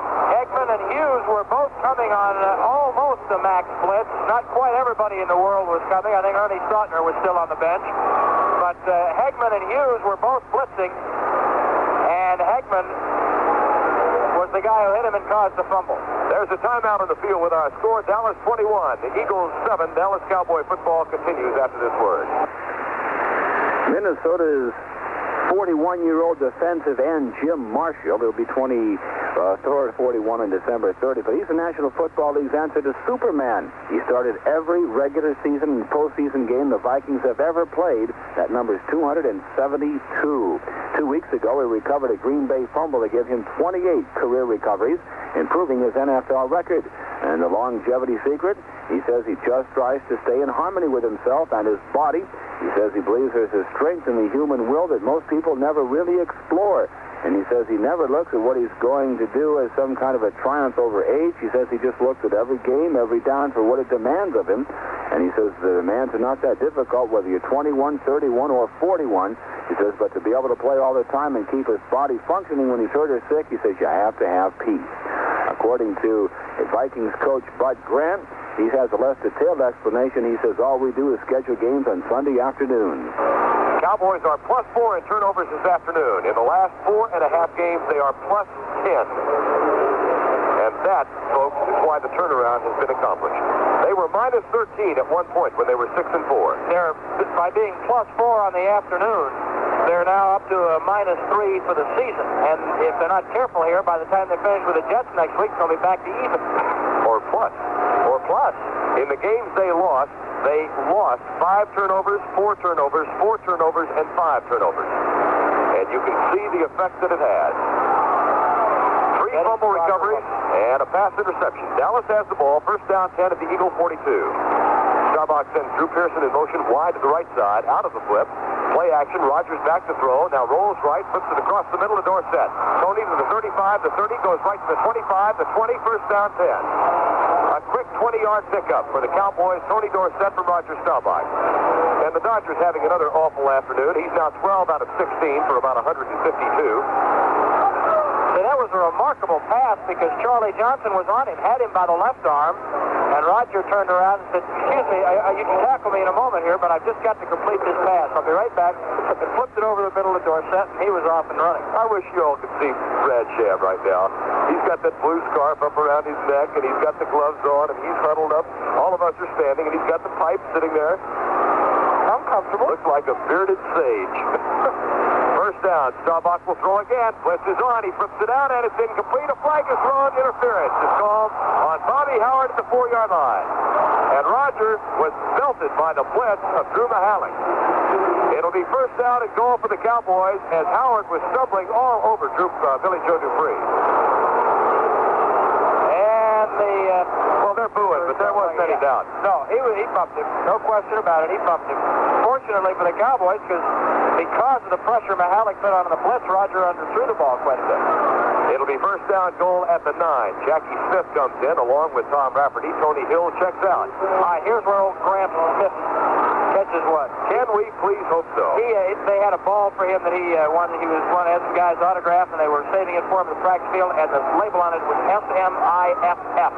Smith. Smith is to the left side along with Dupree. Drew Pearson is wide to the right side. Staubach has it for handoff. Laidlaw, Scott driving to the 5-yard line over left guard, went behind the power of Dupree, Donovan, and Jackie Smith. I asked Jackie yesterday, I said, have you thought about next year? I mean, do you want to play next year? He said, well, not really, but I didn't want to play this year either. He's catching on. He walked up to me in the locker room today, which is, well, if it isn't Lundquist. We have probably made this point before, but it just bears repeating how well he's fit into this. Oh, what a class. They just love it, and he has really played an important leadership role on this club. Darn right. Jackie Smith is in the wing to the right side. Maybe this will be it. Roger Staubach hands it off to Dorsett. Tony driving and is cut down at the 1. It'll be third and goal for the 1. Mr. Doug Todd, the Cowboys Public Relations Director, has made a second visit to the booth, and he has now joined us in calling for the pass to Jackie Smith. Tom just hasn't listened to it. Jackie's been with the team all year and has yet to catch a pass. Not all year. You heard what Tom said to Frank Lieber last week about how this is how much Tom is in the game, about Drew and the streak not getting off. I'll tell you that here in a second. Jackie Smith goes wing to the right side. Rayfield Wright is the tight end to the right, and Dupree is tight left. It's third down and goal at the 1. Big split behind Staubach. Roger hands it off to Laidlaw, who is driving and does not appear to have the touchdown. It'll be fourth and goal at the 1-yard line. Tom is so intense as they bring in the field goal team about he almost thinks that he is in the game himself, and Frank was asking him about the fact that they had not hit Drew Pearson on his streak, and Tom said, yeah, I thought I'd hit him in the first quarter, but I guess I hadn't. And notice the way he talks. I thought I had hit him. Yeah. He does do that. Right. I didn't throw the ball enough today, or I ran too much. Yeah, it's interesting. The Cowboys brought the field goal unit on. Now they switch and bring the offense back on. So the Eagles bring their field goal defensive unit out and bring their regular goal line defense back in. And the Cowboys, after all of that, call timeout. Confusion reigns in the Cowboy bench here in late December, early December in Philadelphia. There's a momentary break in the action, so let's pause for this. At Cleveland, a 22-yard field goal by Cockcroft, and the Cleveland Browns now leading the Jets 20-10. At Atlanta, a 21-yard field goal by Mazzelli with 4 seconds remaining in the half, and so at halftime it's Washington 10, Atlanta 10.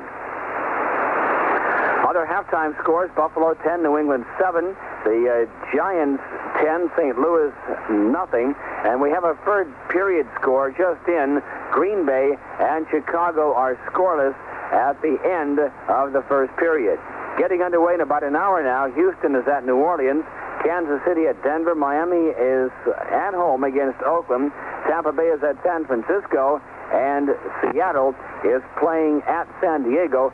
And you'll hear that game on the Parade of Sports. Now the Cowboys bring the field goal unit back on the field. And the Cowboy offense, what is going on over there? I don't know, but Danny White is in the lineup. When did Danny White come in on the field? Danny's going to hold for Rafael Septien. Now that doesn't give you any ideas, does it? Danny White will hold instead of Charlie Waters. Septien apparently will try the field goal. It's down, it's up, it's through, and good. All of that for a field goal. Okay. Thank you very much. There's a timeout of the field with our score. The Cowboys 24, the Eagles 7. Dallas Cowboy football continues after this word. In the National Football League Saturday, Pittsburgh 35, Baltimore 13, Detroit 45, Minnesota 14. In college football, Eastern Illinois 10, Delaware 9. That was the NCAA Division II final. And in the NCAA Division I AA semifinal, Massachusetts 44, Nevada-Reno 21. In college basketball Saturday, Notre Dame 81, UCLA 78, Michigan State 92, Fullerton State 89, Louisville 101, Idaho 54, Kentucky 67, Kansas 66 in overtime. Texas 85, Oklahoma State 70, Michigan 66, Dayton 61, North Carolina State 108, Campbell 83, Indiana 80, Bradley 64, North Carolina 85, Jacksonville 56, Syracuse 70, Rhode Island 68, San Francisco 78, Sacramento State 59. Cowboys have 4 turnovers on the day, and 3 of the 4 times they have gotten the ball via the turnover route, they have scored. 2 touchdowns and a field goal. And they have a 24-7 lead, and Septien is set to kick. Jamona and Wilbert Montgomery are deep.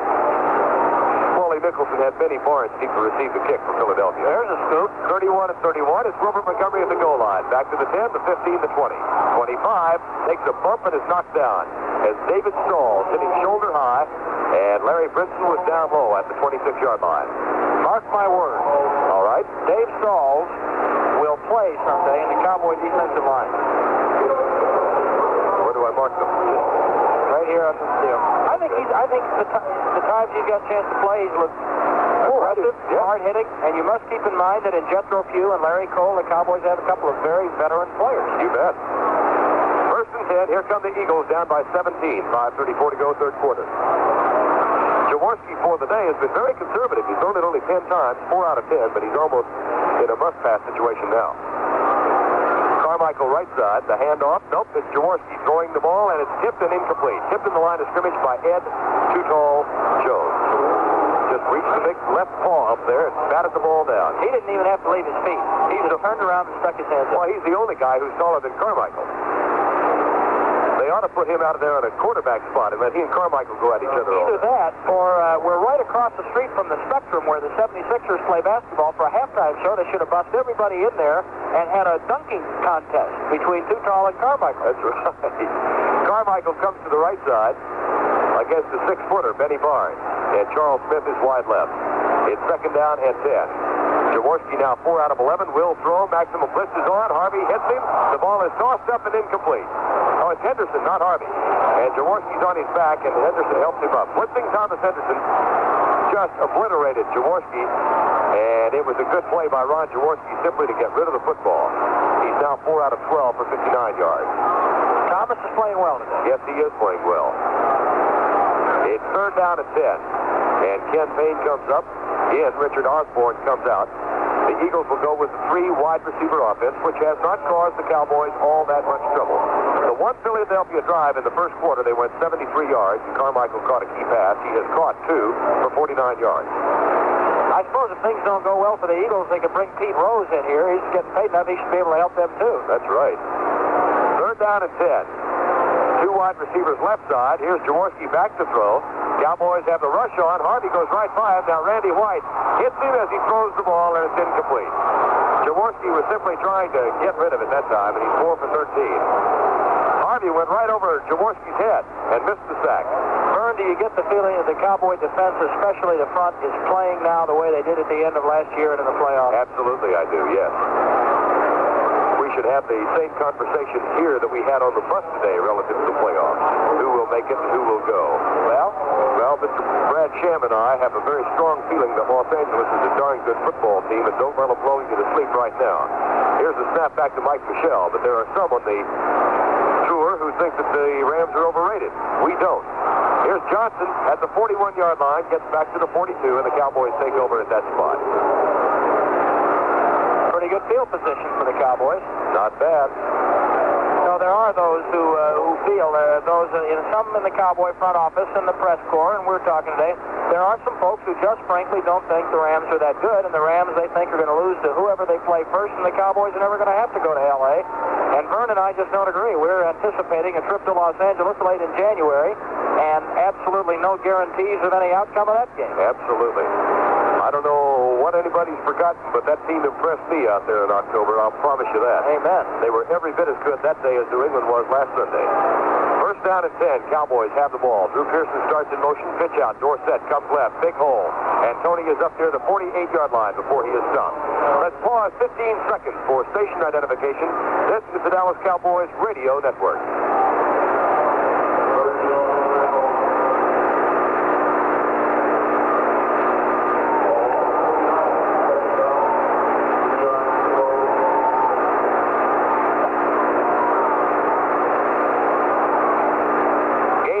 For Tony Dorsett, he's got 60 yards now on 14 carries, and the ball at the 48-yard line. Second down and 3, Cowboys. Laidlaw right side, Dorsett to the left. Staubach has it, hands it off to Scott Laidlaw, comes left, gets a block from Wallace into the 50 and down to the 46 for a first down. Dallas at the Philadelphia 46-yard line. Burton Wallace with a good block to get Scott Laidlaw around the corner that time as Berkey made the tackle. Well played, another little game? Yeah. How many Cowboys do you think will be either all-conference or all-pro? Well, are we talking about all-pro or the Pro Bowl? No, let's just talk about all-pro, and then we'll talk about the Pro Bowl later. Either all-conference or all-pro. I got to think about that one. Okay. First down 10, I'm thinking about it. I know. But the 47. Here's Dorsett in motion out of the backfield wide to the right side. Staubach is nailed and caught and dropped. As Charlie Johnson anticipated the snap and slipped right over the top, John Fitzgerald and Roger never had a chance. I'd like to see that in the film to see if he wasn't in there before the ball was snapped. I can't imagine that he was not. There is a flag down, offside against Johnson. I never saw the flag. I knew he got across quick. That was incredibly quick. Yeah, I didn't see the flag either. But it had to be. I mean, he was before the ball. Herman Edwards is calling for a procedure penalty, but he's not going to get one. He may get tossed out here if he keeps arguing. Now Herman is imploring the gods of Philadelphia, who are imploring him right back. It'll be a first down 5 for the Cowboys. 3:38 to go in the third quarter, and they lead at 24-7. They have put 10 points on the board here in the second half. Just about bumped over Mike Jolly standing behind me. It's so cold, my nose stopped running. It froze up. That's the note that Mr. Jolly has just handed me. I see. First and 5, Cowboys at the 41-yard line. Staubach pitch out, the reverse to Tony Hill. Tony is in trouble, but now gets free to the right side. There's a block on Berkey as Hill is free down to the 30 and out of bounds at the 27-yard line. John Fitzgerald, I believe it was, got a great open field block on Bill Berkey to get Tony Hill around the corner, and Randy Logan is injured for the Philadelphia Eagles. The reverse to Tony Hill works for a bunch. Boy, he's exciting when he gets out in the open field, isn't he? Oh, yes. Anyway, Cowboys who might make all. Oh, okay. Well, Staubach. Okay. Dorsett, probably. Dupree, all conference. Yeah, Dupree definitely should be in there. Drew Pearson probably will make it. You think Drew will make it? The stats aren't going to be as great this year, but the tradition and the history is so good that they may. We'll continue this in a moment. There's a timeout on the field with our score. The Dallas Cowboys 24, the Philadelphia Eagles 7. Dallas Cowboy football continues in a moment. In college basketball action on Saturday, Louisiana State 98, Tulane 88, Villanova 86, Rutgers 67, Marquette 74, Missouri 57. In the National Basketball Association, Chicago 101, New York 96, Cleveland 115, Philadelphia 107, New Jersey 125, San Diego 120, Washington 101, Phoenix 98, Cleveland 115, Philadelphia 107, Houston 116, Portland 110, Kansas City 132, Detroit 108. It was Denver 113, Milwaukee 103, Golden State 94, Atlanta 84. After Saturday play, the closest lead in the division, in the Central Division of the NBA, Atlanta, was just a half a game lead over San Antonio and Houston. Kansas City leads Denver by 2.5 in the Midwest Division. First and 10 Cowboys at the 27-yard line. Staubach delay play to Tony Dorsett, runs into Pat Donovan, and then comes left, and Drew Mahalik wraps him up. He gained about 2. Mahalik with the tackle. The ball is at the 26-yard line. Okay, let's continue. We've got Staubach, possibly Dorsett. Possibly Drew Pierce. Dupree should make it. He's got to make all-conference. Pat Donovan should make it. Pat Donovan gets my vote as the all-conference left tackle. He should make it. Defensively, Randy White for sure. Right. Harvey Martin probably will, but he hasn't had the great season he had a year ago. But he's got more sacks than anybody on the team. You're right. 2nd down and 9. He was also Defensive Player of the Year in the NFL last year, and that counts for something. Here's Laidlaw going right. Looks for a block and doesn't get it, and he is caught and dropped after a gain of 1 by Dennis Harrison. I think Ed Jones deserves some consideration at a defensive end. He does, I agree. But the problem you run into is how many guys from one front four you're going to, one of the most ludicrous things in all of the world this year has been 6 All-Americans from one school, Penn State. Right. Still in all, if these guys deserve it, it's a little easier to pick an All-Pro, I think, than it is an All-American college player. Okay. Linebackers, Stevie Lewis will be overlooked again. Right.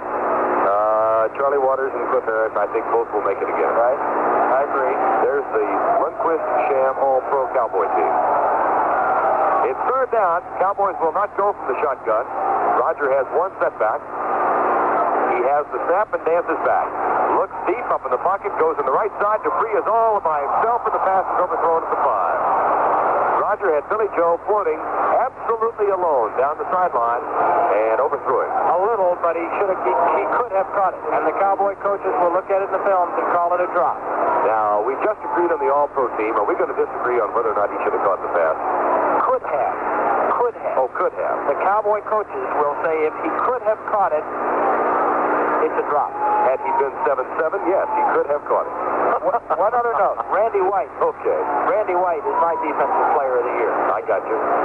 Septien will try a field goal of 44 yards. He missed one earlier from this distance. He's 1 of 2 for the day.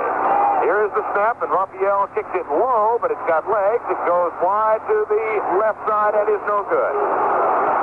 And Septien a little upset with himself. And once again, Danny White was holding, and I wonder what the story is on that. Charlie could have bruised a finger or a hand or something, but we have no indication that that's the case. There's a timeout on the field with our score. Dallas 24, Philadelphia 7. Dallas Cowboy football continues in a moment. At Cleveland, a 4-yard run by Brian Sipe, and Cleveland now leading the Jets 27-10 in the 3rd quarter. Also in the 3rd quarter, a 31-yard by Miller. Buffalo leading New England now by the score of 17-7. Elsewhere on the scoreboard, halftime, the Giants 10, St. Louis nothing. That was the halftime score. That's also the score at the end of 3 periods. The Giants scoring 10 points in the 1st quarter, and that's been the scoring through 3 periods. 10-0, the Giants over St. Louis. Washington and Atlanta 10-10, that's in the 3rd period. Green Bay and Chicago are still scored deadlocked. No score there. At the end of the 1st quarter, they're well into the 2nd period there now at Chicago. Getting underway later, Houston at New Orleans, Kansas City at Denver, Oakland at Miami, Tampa Bay at San Francisco, and Seattle at San Diego. On Monday, Cincinnati is at Los Angeles. Saturday, Pittsburgh 35, Baltimore 13, Detroit 45, Minnesota 14. 1st and 10, Philadelphia. They have the ball at their own 26 with 1:46. We have just been passed another note. And here it is. Eagles back at the 15. Hey, you got to do something to keep warm, right? Yeah, I guess so. We don't have little green warm-ups like those girls down there. We've got to do whatever. Got the waffle stompers on, the heavy coats, the ski gloves. I'll tell you, you're a picture with those waffle stompers and the gray ski gloves and the red long johns, and I only wish you could say on the air what that acronym on your rear flap is for. Well, it's JASDIP, and it stands for Just Another Sorry Day in Paradise. Standing ovation for improv. 1st and 10. Carmichael and Charles Smith are wide to the right side. Jaworski for the day is 4 out of 13. Carmichael has caught 2. Cowboys showing a blitz look. The pitch out. Montgomery goes left and gets up near the 34-yard line before he's knocked down. 1:39 remaining. You learn to dress warm in the NFL. I like the Eagle broadcast crew right next to it. All of the guys have, well, all save one, have green and white Eagle caps on their heads. And you'll notice that Wally Nicholson has a blue and white cowboy cap on his head. He does. I noticed that right away. But Gene Shaw doesn't have the tenure, and he's just got a shaggy old blue cap on his Blue, head. yeah. It's second down and 7. 1:10 remaining. Third quarter, 24-7 Cowboys on top. Charles Smith wide left. Jaworski 2 steps back, looks left, lost it deep, and it is incomplete for Charlie Smith sideline up there, the 45-yard line, thrown a little behind him. And the crowd responds in a negative fashion to the effort, but I don't know what Jaworski could have done. Well, or Smith, either one, because Aaron Kyle was step for step with him, had very good coverage, and Jaworski couldn't have thrown it anywhere else, or he would have been intercepted. And Smith couldn't have done anything more to try to catch the ball where it was thrown. Richard Osborne comes out now, the tight end, and another wide receiver, Ken Payne, comes in. We have 1:01 to go, third quarter. You know, should the Eagles lose this game, then the playoff prospects become of headache variety, because then they've got 6 losses, and the Packers and the Vikings have 6.5 losses, and the loser of the Atlanta-Washington game has 6 losses. It's confusing. Ken Payne wide left on third down and 7. 2 wide receivers wide right. Took too long. Flag is down, delay of game. Oh, they call timeout. There's a flag in the defensive backfield, though, so they may not have gotten called timeout in time. They did call timeout in time. The flag went, but Jaworski knew he was in trouble and asked for time. So the Eagles used a timeout, even though the flag went down. And Cliff Harris goes over to use this time to talk with Ernie Stuckner on the far side. Perhaps we ought to talk just a little bit about the playoffs, because I don't know about you, Verne, but I've had a surprising number of calls at the office from people who don't understand who plays when and where and on what week. One of them was from me. Yeah, that's right. Verne said, "Can you tell me, please?" And the story is that the first weekend after the regular season ends, Christmas weekend, all the division champions have the week off, and there are 2 wild cards in each conference this year. And that weekend, Christmas weekend, there will be 1 wild card game in each conference. The winners of those games then go into the playoff pool, and it picks up just like it was a year ago. And that starts New Year's weekend. And the Cowboys will be at home, should they hang on and win this game in the next 16 minutes, and play Somebody, depending on who wins the West, or the Central if the Rams don't beat Cincinnati and Green Bay. And who the wild card is if the Saints fall down. That's right. It's third down and 7. Eagles, they're back at the line of scrimmage at their own 29. Jaworski looks right, fires it out. It is caught for the first down by Charles Smith at the 39-yard line. And he is rudely belted out of bounds. But the Eagles get their first down of the second half. Benny Barnes made the tackle. And they keep the drive going at the 39-yard line. And the crowd, a little derisive texture to that applause with the announcement that is a first down. Just to follow up on the playoff picture just a little bit more, the Cowboys will in all probability play a wild card team. If it's Atlanta. Yeah. If it's not Atlanta, then they'll play the Central Division champion. Either Green Bay or Minnesota. Right. Got it? I understand it perfectly. I just hope Tom does. It's first down 10 at the 39. Eagles trail 24-7. Jaworski back to throw again. The rush is on. He's going deep left side.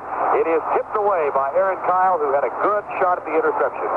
Intended for Ken Payne, and Aaron was just laying back there like a fox waiting on it. Well, that was a great defensive play from top to bottom. Excellent outside pinching pressure from the ends as Martin and Jones really pushed the tackles inside. Jaworski stepped up nicely in the pocket, got the pass away. Kyle laid off and waited on the ball just perfectly and stepped in front of Payne and slapped it down. And he was patient. Of course, a lot of cornerbacks will try to go for the interception in that shot. And if they miss the ball, then it's nothing but end zone for the receiver. But Kyle was patient, slapped it down. Very good defensive play on all ends. Second down 10. Jaworski brings him back up. 5 out of 16 for the day. He's got 7 seconds to get the clock snapped, or the ball snapped. He has it, drops back, the blitz is on. He's going across the middle deep, it's incomplete. Intended for Richard Osborne, the tight end. But overthrown badly and thrown much more closely to the 2 safeties, Randy Hughes and Cliff Harris.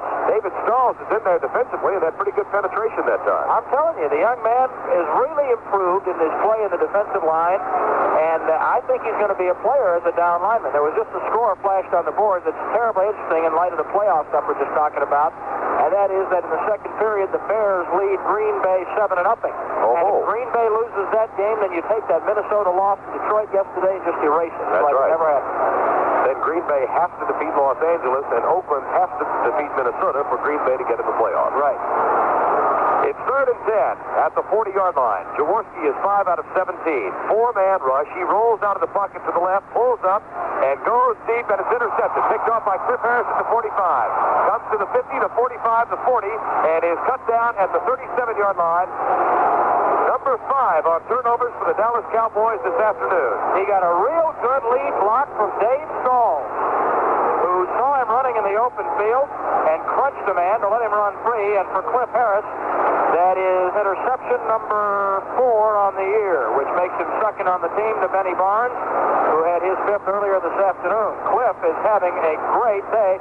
There's Thomas Henderson down there near the end zone leading cheers and making sure everybody knows what the score is. Who's number 1? Silence. 1st and 10 at the 36. Cowboys have a chance to put it away now with 27 seconds to go in the 3rd quarter. High formation. The pitch out goes to Dorsett. Caught behind the line and dropped all the way back to the 44. Randy Logan, the strong safety, read the key, came through, made the tackle. And the sun comes out again. Was momentarily hidden behind a cloud. Well, it's really fun to watch the good, strong safeties in the league as they play the run, because people tend to think of the safety's job as nothing more than defending the pass. But the strong safety has so much to do with stopping the run, and you probably heard Billy Joe Dupree talking before about how good Logan is on that very thing. That's the end of the 3rd quarter with our score. The Dallas Cowboys 24, the Philadelphia Eagles 7. Dallas Cowboy football continues after this word. Cleveland is now leading the New York Jets by the score of 27-10. That's at the end of the 3rd quarter. At New England, a 4-yard run by Grogan, and so Buffalo leading New England now by 17-14. That game is in the 3rd quarter. The scoring in this game laid low on a 1-yard run to give Dallas a 7-0 lead in the 1st quarter. Staubach hit Dorsett on a 15-yard touchdown pass to make it 14-0 Dallas. Hogan on a 1-yard run to make it 14-7, and that was a halftime score. Then Dallas with a touchdown and a field goal in the 3rd quarter. The touchdown on a 23-yard run by Dorsett, and then an 18-yard field goal by Septian, and so that's it, 24-7. Dallas leading Philadelphia in the 3rd quarter. Dallas, if it holds on to this lead and wins the contest, will clinch the home field advantage in the National Football Conference. Back to play for the final 15. Verne Lundquist along with Brad Sham here at Veterans Stadium in Philadelphia. A sunshining day in December, 32 degrees. The Cowboys have a 2nd down and 18 as Tony Dorsett lost 8 on that last carry. He's now carried 16 times for 54 yards. 2nd and 18, Laidlaw and Dorsett in the backfield. Laidlaw has 31 yards. Roger has thrown 12 out of 17. And 1 touchdown. He'll throw now. Fakes the screen, flips it out to Scott Laidlaw. There's a block miss, but Scott gets it to the 40, 35, the 30. Still running to the 25, the 20, the 10, the 5. Touchdown, Laidlaw! Scott Laidlaw, touchdown on the screen pass from 46 yards away. What a play as it developed. Staubach with the fake handoff to the right and spun around with the fake pump, turned to the left, saw Laidlaw on the left side, flipped it out to him, and then a key in the play. Remember, Verne told you there was a block miss. Herb Scott out in front missed the block on Mahalik, but Laidlaw slid inside of him anyway, swivel hipped on down the field, showed us some speed I didn't think he had, got into the open, and he was gone. That's Scott's 2nd touchdown of the day. And it is Roger Staubach's 25th touchdown pass in 1978. He wipes out the old record held by Don Meredith, established in 66. Here's Septian on the kick it, and he does, and hammers it home. There's a timeout in the field with our score now. The Dallas Cowboys 31, Philadelphia 7. Dallas Cowboy football continues after this word. In the National Hockey League Saturday, Detroit 5, the Rangers 4, the Islanders 3, Toronto 2, Philadelphia 9, Boston 2, Washington 7, Vancouver 5, Buffalo and Pittsburgh a 4-4 tie, Chicago 4, St. Louis 2, Minnesota 3, Colorado 0, Los Angeles 5, Atlanta 1. In the World Hockey Association Saturday, Quebec 4, Cincinnati 3, Birmingham 6, Edmonton 2. The Rangers are leading Atlanta, and the Islanders are leading Atlanta and the Rangers by 5 points in the National Hockey League's Campbell Conference Patrick Division. Vancouver is leading Chicago by just 1 point in the Smythe Division. It's a 9-point lead for Montreal over Los Angeles in the North Division of the Wales Conference, and Boston is leading Toronto by 9 points in the Adams Division.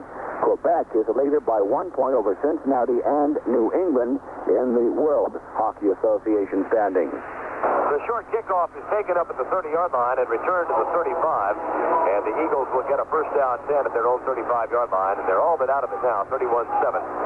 So we'll start looking for changes the Cowboys might be making on offense and defense, but I look out there now and see the number 1 unit. Now Dede Lewis and Bob Verne go out, and we'll see who all is in there. Harvey Martin is still in, Larry Cole, Ed Jones, and Randy White up front. Hagman is in. Aaron Kyle is still in. Waters, nope. Charlie Waters is wide to the right side. Randy Hughes is also in. Here's Jaworski back to pass. Looks across the middle, fires it. It's caught by Wilbert Montgomery. He's driven out of bounds at the 40-yard line. And already the stadium empty. A fine tackle by Thomas Henderson on Montgomery. Out in the open field. I think they just had the prevent in. Now Larry Cole goes out replaced by Dave Stalls. See what else they do. 14:31 to go in the ball game. It's 31-7. And the Cowboys are going to be at home for the first round of the playoffs. And they will be at home tonight at DFW Airport at approximately 8 o'clock. Speaking of this Pacific, 8 o'clock. That was the voice of the captain, my captain, Wally. Second down. And 6, Jaworski draw play. Oh, what a tackle on Wilbert Montgomery. What a collision. Who was that? Randy White. Oh, that hurt. Well, it was Thomas Henderson. It was Henderson. Our monitor is 4 booths down. It's kind of tough to see. Yeah, I'm looking over 3 sets of shoulders, but it was Hollywood. Randy White got in the bottom of the pile. Had we had a Magnavox monitor in here, we could have seen that it was Henderson. Boy, he's playing well. Yes, he is. Third down and 3. Eagles back at the line. Let's see if Jaworski might want to throw, even though it's short yardage. He's got 3 wide receivers in the game. Jaworski will pass. He's back. Here comes the pressure, and he trips it out incomplete. He does what? Trips it out. That's from my old Chinese lesson. The pressure was applied by Jones and by Dave Stahl, who got a real good inside rush. So it'll be 4th down, and Mike Michel is on to kick, and Butch Johnson on to receive. 31-7 Cowboys lead. 13:42 to go. They have opened it up here in the second half, had a 14-7 lead at halftime. Michel is back at the 28. The return is on. Michel, nice kick. Butch Johnson over the shoulder, drops it, goes back, tries to pick it up at the 5, has it, up the sidelines and out of bounds at the 7.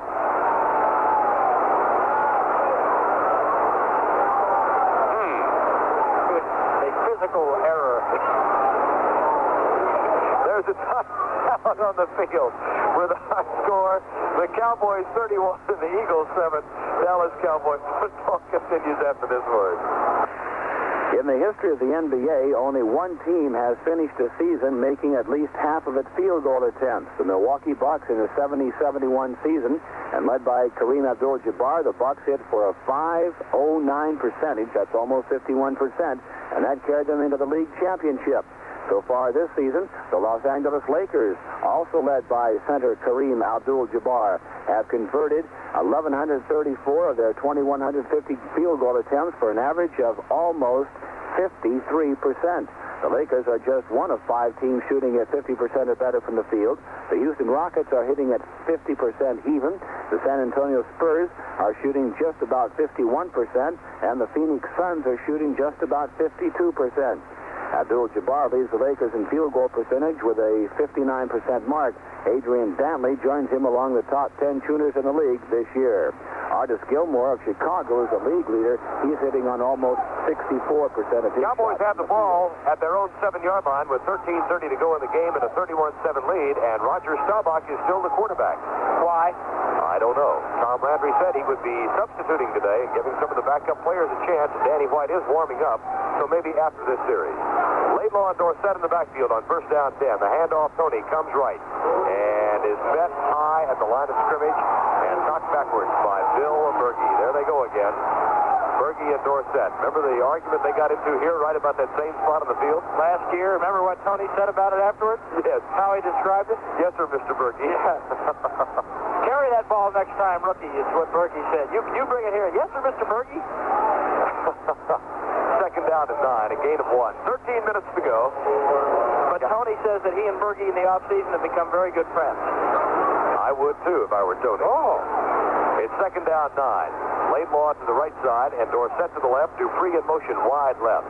Roger pitches out to Scott Laidlaw, cuts up the field to the 10, driving out near the 14-yard line. It'll be third down at 2. They may give him the 15 as Bill Berge makes the tackle. The clock running with 12:34 remaining in the game. Get the impression that Scott's trying to tell Robert Newhouse not to rush anything? That's right. Hey, this place is just about empty. There are a lot of folks who have gone home. Laidlaw now 41 yards on the day.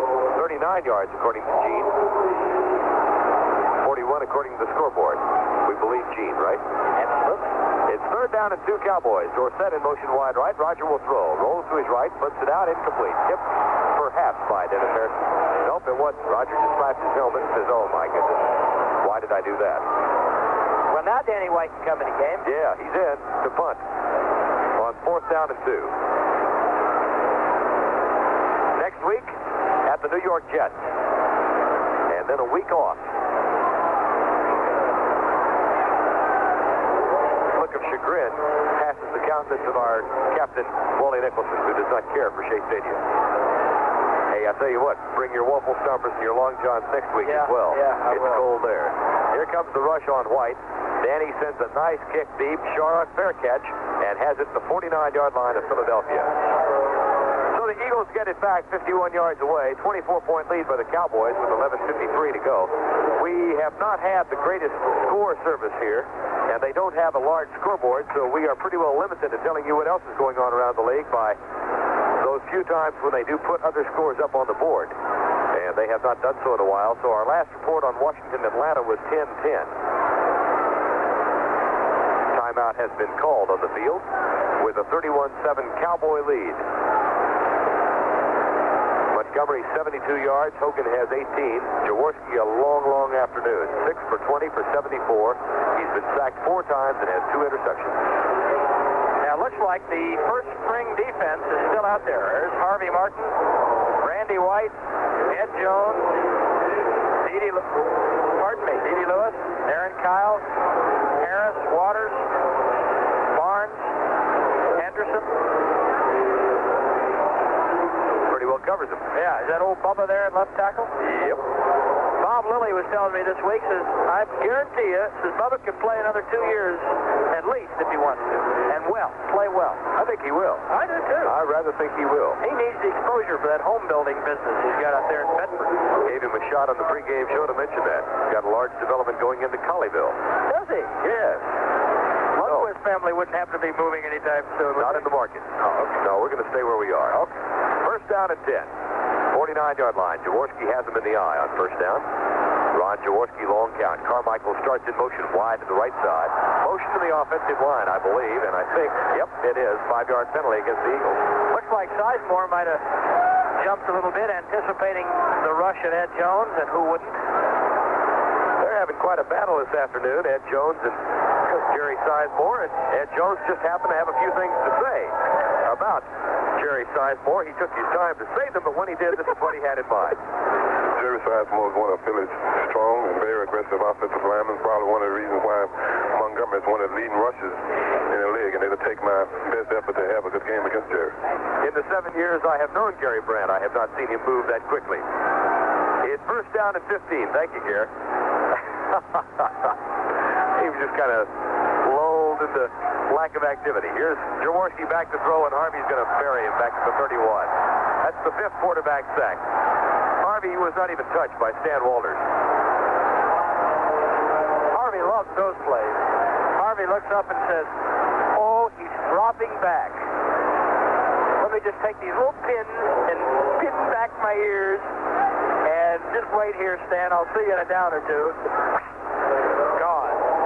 5 sacks for minus 32 for the Cowboy front four. And it's now second down, 26 at the 34-yard line with 11:35 to go in the ballgame. Last time I saw anybody's eyes got as big as Harvey's just did Willie Mays. Saw Billy Pierce hang a curve to him one day in Wrigley Field. 3 wide receivers in for the Eagles now on third down or second down and 26. 4-man rush for the Cowboys. Jaworski's back up in the pocket. Shakes the rush of Ed Jones. Tipped up and almost intercepted by Thomas Henderson. An acrobatic attempt by Thomas. And he clenches his hands to his helmet and says, "Oh me, oh my, I'm on television tonight, Thomas." But, says Thomas, the camera is still here to show perhaps a bit of acting. Perhaps to show ever so clear. Now he looks at the bench, looks over at Jerry Tubbs, palms up and says, oh, Coach. Had he made it, it would have been a heck of a play. It would have been a great play. He made a great dive to break the ball up. Third down and 26. We kid Thomas a lot, you know, and he deserves every bit of that, but he's still a heck of a linebacker. Yes, you're right, he is. He does have some mustard, though, that he takes with him to games. It's third down and 26, and Jaworski's back to throw. Rolls away from the rush. He's buried. David Stahl's got him. And David steps up, does a little hand slapping with him, too tall Jones. Little salt and pepper hand slap. That is the 6th sack today. And Mike Michel is on to punt with 11:02 to go in the game. Well, I would like to see 2 things happen, even though the score is 31-7. 3 things happen. Danny White throw. Yes. Jackie Smith catch a touchdown. Yes, who's the other one? Bob Steele catch a pass. You got it 3 for 3. Here's the kick from Michel. It takes a Philadelphia roll right by Butch Johnson. He finally picks it up, shakes the tackle at the 30, tries to go left, is losing yardage all the way back to the 23.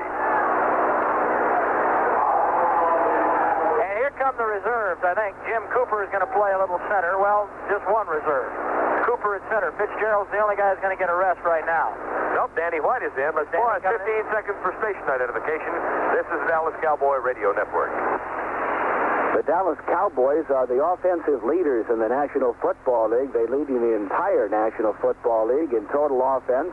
They lead the National Conference in rush offense, and they lead the entire National Football League in pass offense. The top of that. Cowboys get it back at their own 25 with 10:38 remaining in the game, a 31-7 lead, and we have a few substitutions. Danny White is in the ball game. Robert Steele is in. Jackie Smith is also in. Drew Pearson, by the way, for the day, caught what? Nope, he caught 2 for 15. But Drew has started a new streak. The key catch for the Cowboys was a Tony Hill grab in the third quarter, and then a Dorsett touchdown run of 24 yards. The Hill catch really kind of broke it open. That will, I think, be selected as the big play. Should be. I would certainly think, because you could almost sense things turn around, then you could sense the line blocking crisply, and they did for Dorsett on the very next play on his touchdown run. Well, it was a third down 8 call, and it went for 54 yards. Roger will wind up this afternoon with 13 out of 19 for 189 yards, 2 touchdowns, no intercepts, and a sack. Not bad. Not bad at all. Danny White is the quarterback for the Cowboys. Jackie Smith is tight to the left side.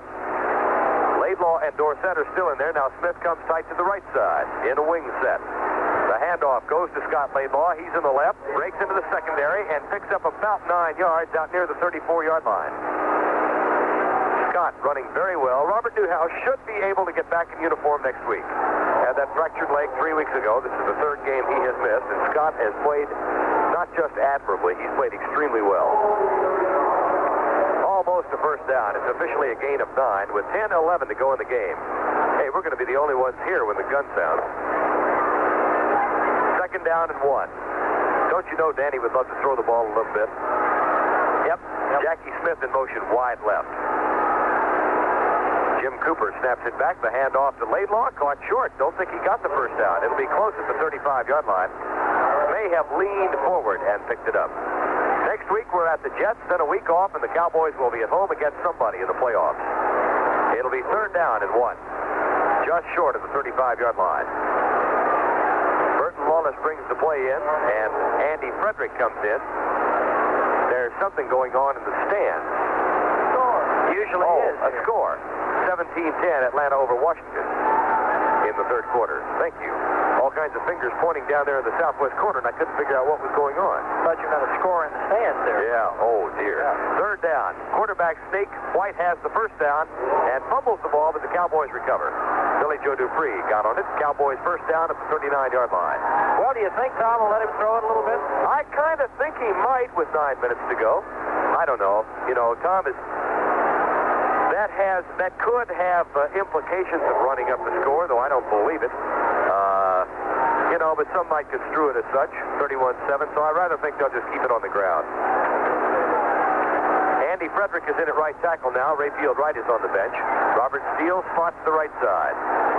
High formation. The handoff, Tony Dorsett. Tony up the middle for about 3 and gets it across the 40 near the 42-yard line. Preston Pearson and Butch Johnson come in now. And Tony Dorsett will leave, and Jackie Smith will leave. Dorsett with 18 carries for 60 yards. 8:10 to go in the game. Clock running down. There is something going on in the stands up there. Philadelphia's finest are meeting en masse.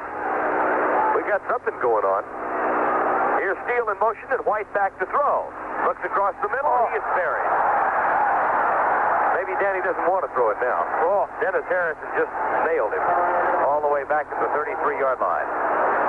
So now they are in a passing situation. On third down. Came right over Andy Frederick. That was one of those lookout blocks. Check right. Where he misses it, turns right back and says, "Look out, Danny."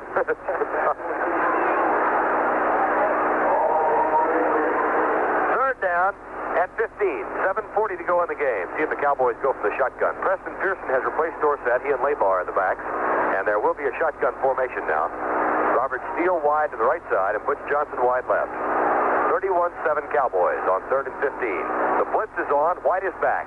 Looks out at the flat, and it's incomplete. Laidlaw dropped it at the 40-yard line. Scott's really upset with himself. Can't believe it. Hit him right in the hand.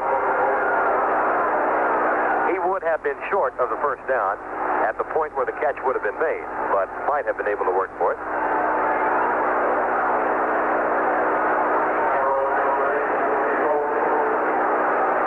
John Shara back to receive the punt of Danny White on 4th down and 15 at the 33. 31-7 game. Cowboys scored 14 on their first 2 possessions from 5 yards out and 15 yards out. At a 14-7 lead at halftime. Here's the kick by Danny White. Low kick. Shara at the 37. Comes left. Caught. Dropped. Brunig and Benny Barnes at the 36. So Jaworski brings them back on with 7:10 to go in the ball game. And an empty Veterans Stadium in Philadelphia. But look at the positive side. Nobody to boo. There's a flag down? Where? No, perhaps.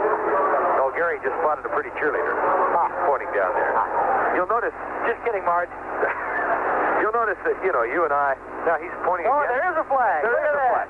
Hey, there's a flag. All right. All right, Gary. Nice, thank you. Here's the penalty. Illegal cut against the Eagles. The Cowboys will... No, it's not. Too many men downfield too early. See, when the guy puts his 2 hands on top of his head like that, that means illegal receiver downfield on the play. If he comes down here like this and goes below it, that's the illegal cut. It also stands for too many announcers out too late. Well, I thought we were all back. We were watching the Notre Dame basketball game last night. There were a lot of us watching the Notre Dame UCLA basketball game last night. Admirable. How much of it did you see, sir? Heard about a lot of it anyway. May I take pains to point out that you're addressing your comments to Mr. Brandt, not to me. You. Not to you. Okay. Oh, yes. Sorry, Cass. Here's the kick by Danny.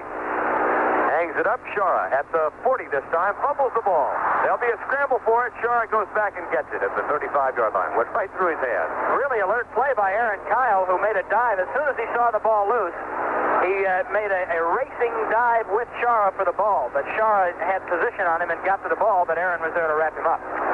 First down and 10 for Philadelphia at the 35-yard line. Cowboys will go 11-4 in this extended regular season of 1978. And they will be at home against somebody in the playoffs in 3 weeks from today, or perhaps on Saturday. That'll all be determined. Dave Stalls and Larry Bethea are in the defensive line now for the Cowboys. Aaron Kyle and Benny Barnes are still the quarterbacks. Hegman's in. And Cliff Harris and Randy Hughes are the safeties now. Jaworski has him back at the line of scrimmage on a 31-7 game. Inside handoff to Mike Hogan. Big hole comes left to the 40, 45, 50, and down. First down. He gained 15 on that play. And the clock will continue to run with 6:45 remaining. The tackle made by Cliff Harris. Maybe our vote for most valuable player today. Got mine. Fourth quarter score just flashed on the board. Cleveland ahead of the Jets, 27-24. Jets coming. You know that Matt Robinson, the Jets quarterback, has the best yards per attempt average in the NFL? Because he's throwing to Wesley Walker.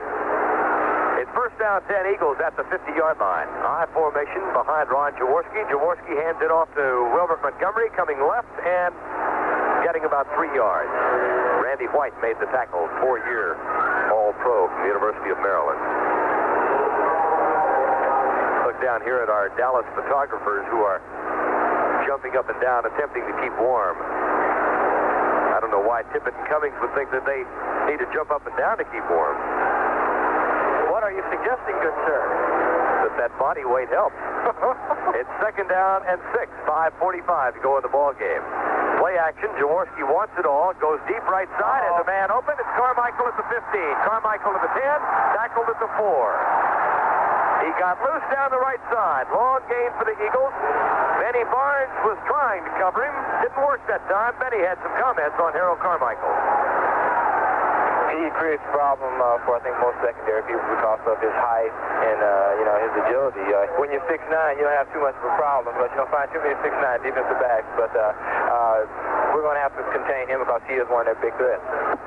Well, they've done a good job on him for the most part today. That is his third catch for 91 yards. And he did have the catch that led to the first touchdown for Philadelphia. But that time, Carmichael got loose. Bills leading the Pats 24-21 in the fourth quarter. Wow. First and goal, Eagles. Double tight end set. Jaworski hands it off on the right side to Mike Hogan. He circles around, tries to get outside, and can't, and is driven down. Benny Barnes up on top, and Charlie Waters helping out on the tackle. No gain on the play. Clock stops with 4:49 to go. Chicago leading Green Bay 14-0 in the third quarter. Packers are going to take the gas. We need to start writing these things down so we'll have them. I say that on the air because I can't take the mic off, but try and get all the scores for you that we can after a while, because those are some critical games here on this 13th or 15th game of the regular season. Second down and goal from the 4. 4:23 to go in the football game. 31-7 Cowboys on top. Again, the double tight end set with a wing to the right side. Jaworski marking out the signals. The handoff goes to Mike Hogan. Plunging, touchdown. It was Larry Barnes instead of Mike Hogan.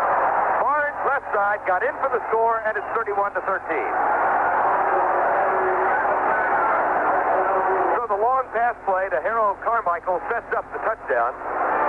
And Barnes got it on the left side from 4.5 yards out. And Mike Michel is on to try and make the score 31-14.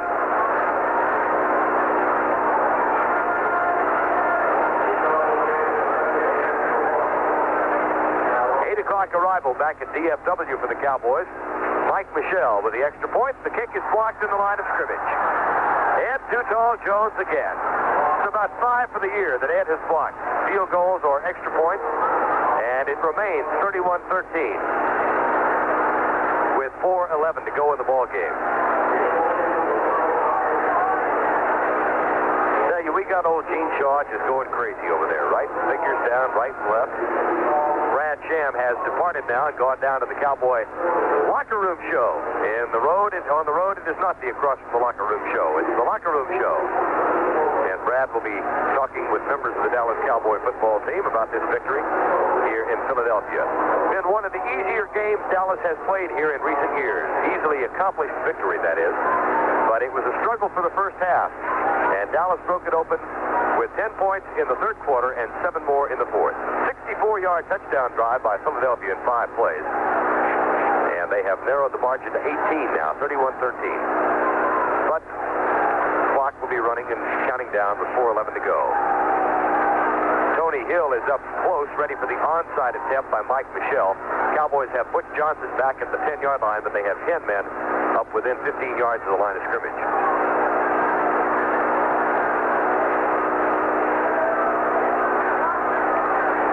So the ball will be spotted at the 35. And everybody in the park who is still here looking for the onside kick by Mike Michel. Here's the kick by Michel. He comes left, and it is recovered by Philadelphia. The Eagles get the onside kick at the Cowboy 48.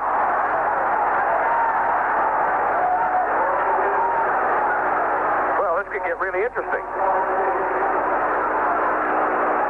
Sitting here talking about how it's a Cowboy victory, but it's 31-13 with 4:04 remaining. And the Eagles have the ball at the 47. That ball came left and bounced right up, and nobody came close for the Cowboys.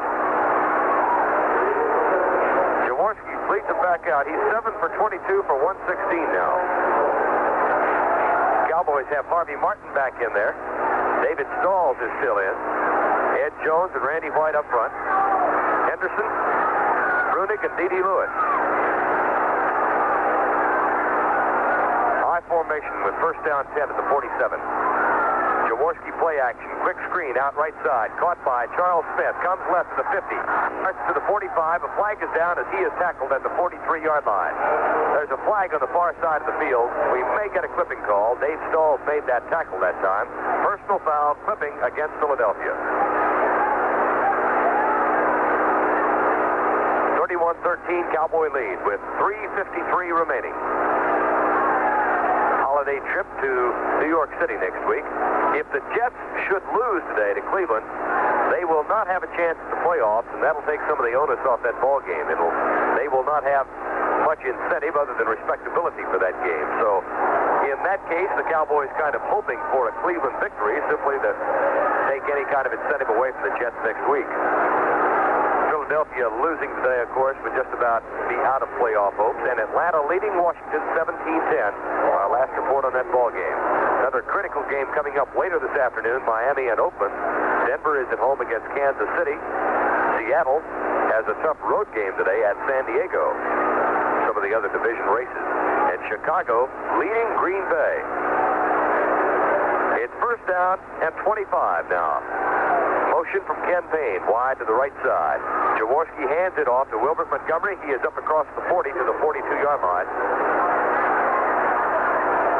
And it'll be second down. Billy Campfield in the ball game. And he carried on that last play. Second down and 20. 3:30 to go in the game.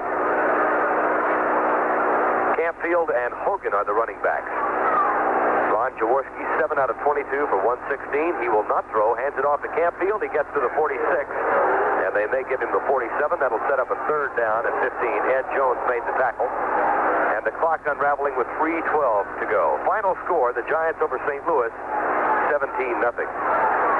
Start writing some of these down as they come in so we can update you on scores before it's all over. Oh, we do have a score sheet here. And we'll try and look at those. Okay, final score 17-0.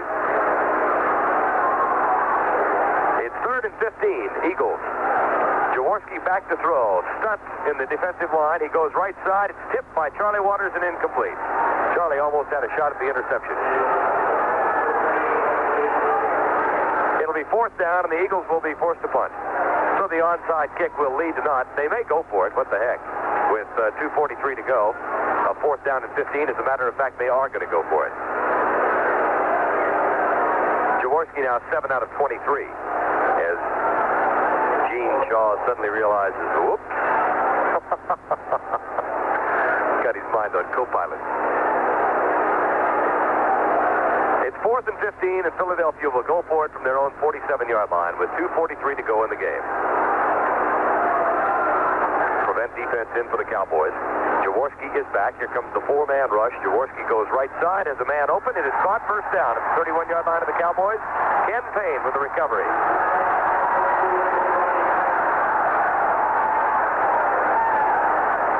Payne and Randy Hughes had a few words to say to each other. Cliff Harris made the tackle and reached up and batted the ball away from Ken Payne. So they complete the fourth down pass, and they have new life at the Cowboy 31-yard line. Carmichael comes left. Is Vince Pauley in there? I thought maybe he was. Philadelphia's Rocky. I'm not sure. Here's Jaworski, fakes the draw play, looks for the screen. He's buried, caught, dropped, sacked back at the 45.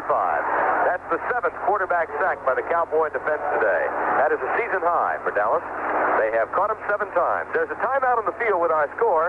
The Dallas Cowboys 31, the Philadelphia Eagles 13. Dallas Cowboy football continues in a moment. On the scoreboard at Cleveland, a 41-yard field goal by Leahy has tied that game. It's the Jets 27, Cleveland 27. That's late in the fourth quarter. Earlier, a 4-yard pass from Robinson to Schuler made it 27-17. And then just a moment or two ago, a 20-yard pass from Robinson to Harper pulled the Jets a step closer to set up that tying field goal. 24 for the Jets, 27 for Cleveland. But it's now tied at 27 late in the fourth quarter. At New England, a 28-yard run by Ivory. New England 21-17 over Buffalo in the fourth quarter. But then a 22-yard pass from Ferguson to Lewis for Buffalo.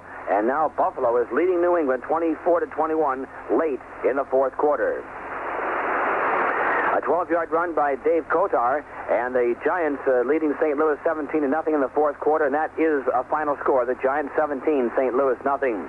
A 1-yard run by Bean, and Atlanta is leading Washington 17-10 in the third quarter. Well, we have another fist fight broken out in the stands, and it started with 2, but 3 or more are now getting involved. We may have a melee. Philadelphia's finest has come over to try and break things up, and they're not having much success yet. It's in the end zone. And a smoke bomb goes off in the end zone. That's what that was. And Philadelphia's finest let those kids get out of there. Oh, it's fun here. You never know what's going to happen. It is best to take the victory and fly southwest. And get out of town. That's right. Smoke bomb went off in the end zone, and I think they've finally broken up the conflagration down there. It'll be second down at 23, and Jaworski gets him back at the 44-yard line. Safety blitz is threatened by the Cowboys. Jaworski, long count. Has it, moves back, safety blitz is coming. He goes deep right side. Ken Payne is open, has it, and is out of bounds at the 31-yard line. Picked up about 13. It'll be second down and 10. And that kills the clock with 1:52 remaining in the game. 31-13, Dallas on top. They will be 11-4, and Philadelphia will fall to 9-6 for the year, or 8-7, beg your pardon. 3rd and 11. Cowboys have intercepted Jaworski twice today. They have sacked him 7 times. He is 9 out of 25 for 144. 55 yards in losses will be deducted from the passing team total. 3rd and 11, Jaworski brings him up. Right side, Harold Carmichael. Left side, Ken Payne.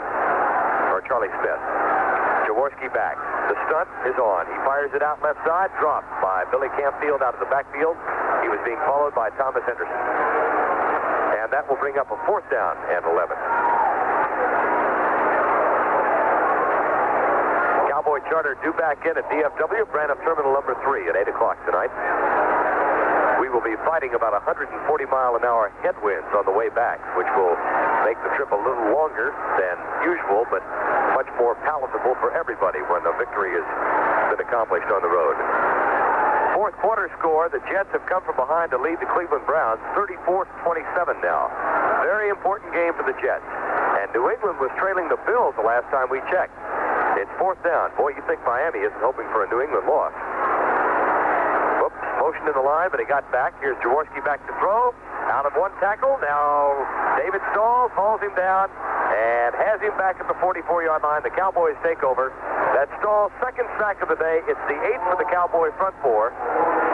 And they have been dealing misery to Ron Jaworski this afternoon. Boy, David Stahl has played well this afternoon. The Cowboys take over at their own 43-yard line, and they will run out the final 1:39 of the game. Larry Brinson is in there. Tony Dorsett comes back in, so Brinson and Dorsett will join Danny White in the backfield. Andy Frederick is up front. Jackie Smith comes in. Oh, I wish they'd throw Jackie Smith the ball. But we'll see. They will be running it. First and 10, Dallas. Everybody in tight with 1:39 to go. Brinson left side, Dorsett right side. The handoff goes to Tony. Darts to the outside, picks up 3 or 4 yards across the 45 to the 47-yard line.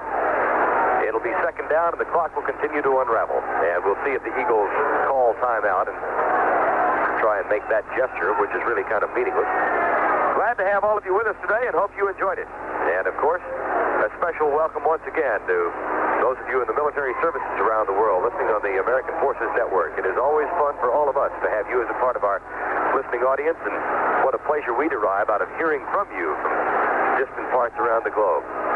Second down, Jackie Smith comes to the right side, and a wing to the right. Danny White, handoff Larry Brinson. Larry up near the 50 to the 49 of Philadelphia. It'll be third down and 2 with 48 seconds to go, and the Cowboys will have time for one more play. Dallas for the day in first downs has picked up 16, and Philadelphia has 11 for the day. Brinson picked up 3 on that last carry. Cowboys are 5 out of 12 on third down conversions. They face one right now. It's going to be all over. Now, timeout has been called by Philadelphia to kill the clock with 47 seconds to go. Dallas will win it 31-13. Fourth quarter score, Buffalo 24, New England 23. They must have gotten a safety. They obviously did get a safety, and that means Buffalo will be kicking off now from their own 20, and New England has a chance. We don't know how much time is left in that game, but they will have a chance of winning it with a field goal, because it was 24-21 a few moments ago. Third down and 3 for the Cowboys. Dorsett left side, Larry Brinson to the right side. Jackie Smith comes wing to the right. Danny White under Jim Cooper has the ball. The handoff to Tony. Shakes a tackle, darts to the outside, bowls into the arms of Fergie, and will be caught short of the first down at about the 48-yard line. 36 seconds to go, and that should be the last play of the game, unless Philadelphia calls timeout once more, and I kind of doubt that they will. No, they're not going to. 25 seconds to go, and it'll be all over here shortly. Now timeout has been called by Philadelphia. They use their second timeout, and they kill the clock with 21 seconds to go, and the Cowboys have a fourth down and 1. We'll keep our eye on that scoreboard for other scores of import for you today. Nothing up there right now.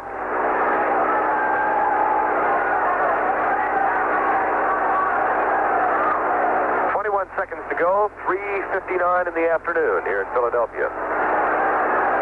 And again, the Cowboy Charter due home at 8 o'clock. 11-4 for the year, and playoff hopes very bright. This could have been a very tough struggle for Dallas up here in Philadelphia after having already cinched the division with that win over New England last week, but they have played well today. Fourth down, the Cowboys will go for it. Jackie Smith starts in motion to the left side. The pitch out to Brinson. He looks for a block from Dorsett, gets it. He's got a first down and is out of bounds at the 42-yard line. And that kills the clock with 14 seconds to go, so we will have time for one more play. And then Brad Sham will be coming along after our post-game show with the locker room report, and we'll be talking with a number of the Cowboys.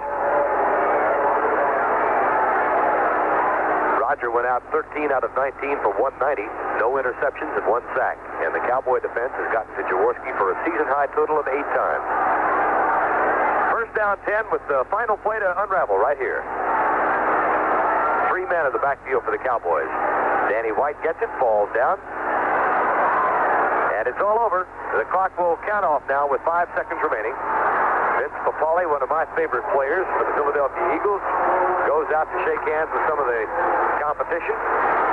And the Cowboys have won it as the gun has sounded. Now this is Verne Lundquist along with Brad Sham and our producer Gary Brandt saying thanks for joining us and stay tuned for the postgame show. Again, our final score today, the Cowboys 31, the Philadelphia Eagles 13. This is the Dallas Cowboys Radio Network. Three National Football League quarterbacks have set new standards for their respective clubs through the 14th week of the 1978 campaign, highlighted by Viking Fran Tarkenton's assault on the NFL passing records.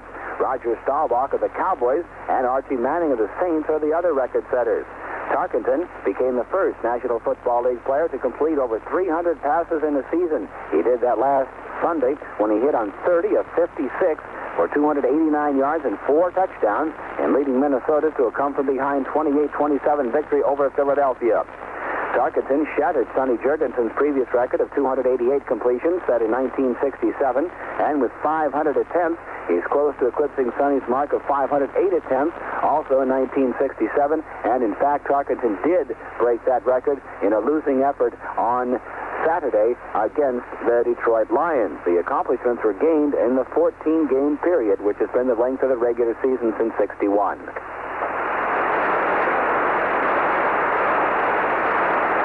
The Minnesota Vikings have established the National Football League mark with 4 players having 50 or more pass receptions in the same season.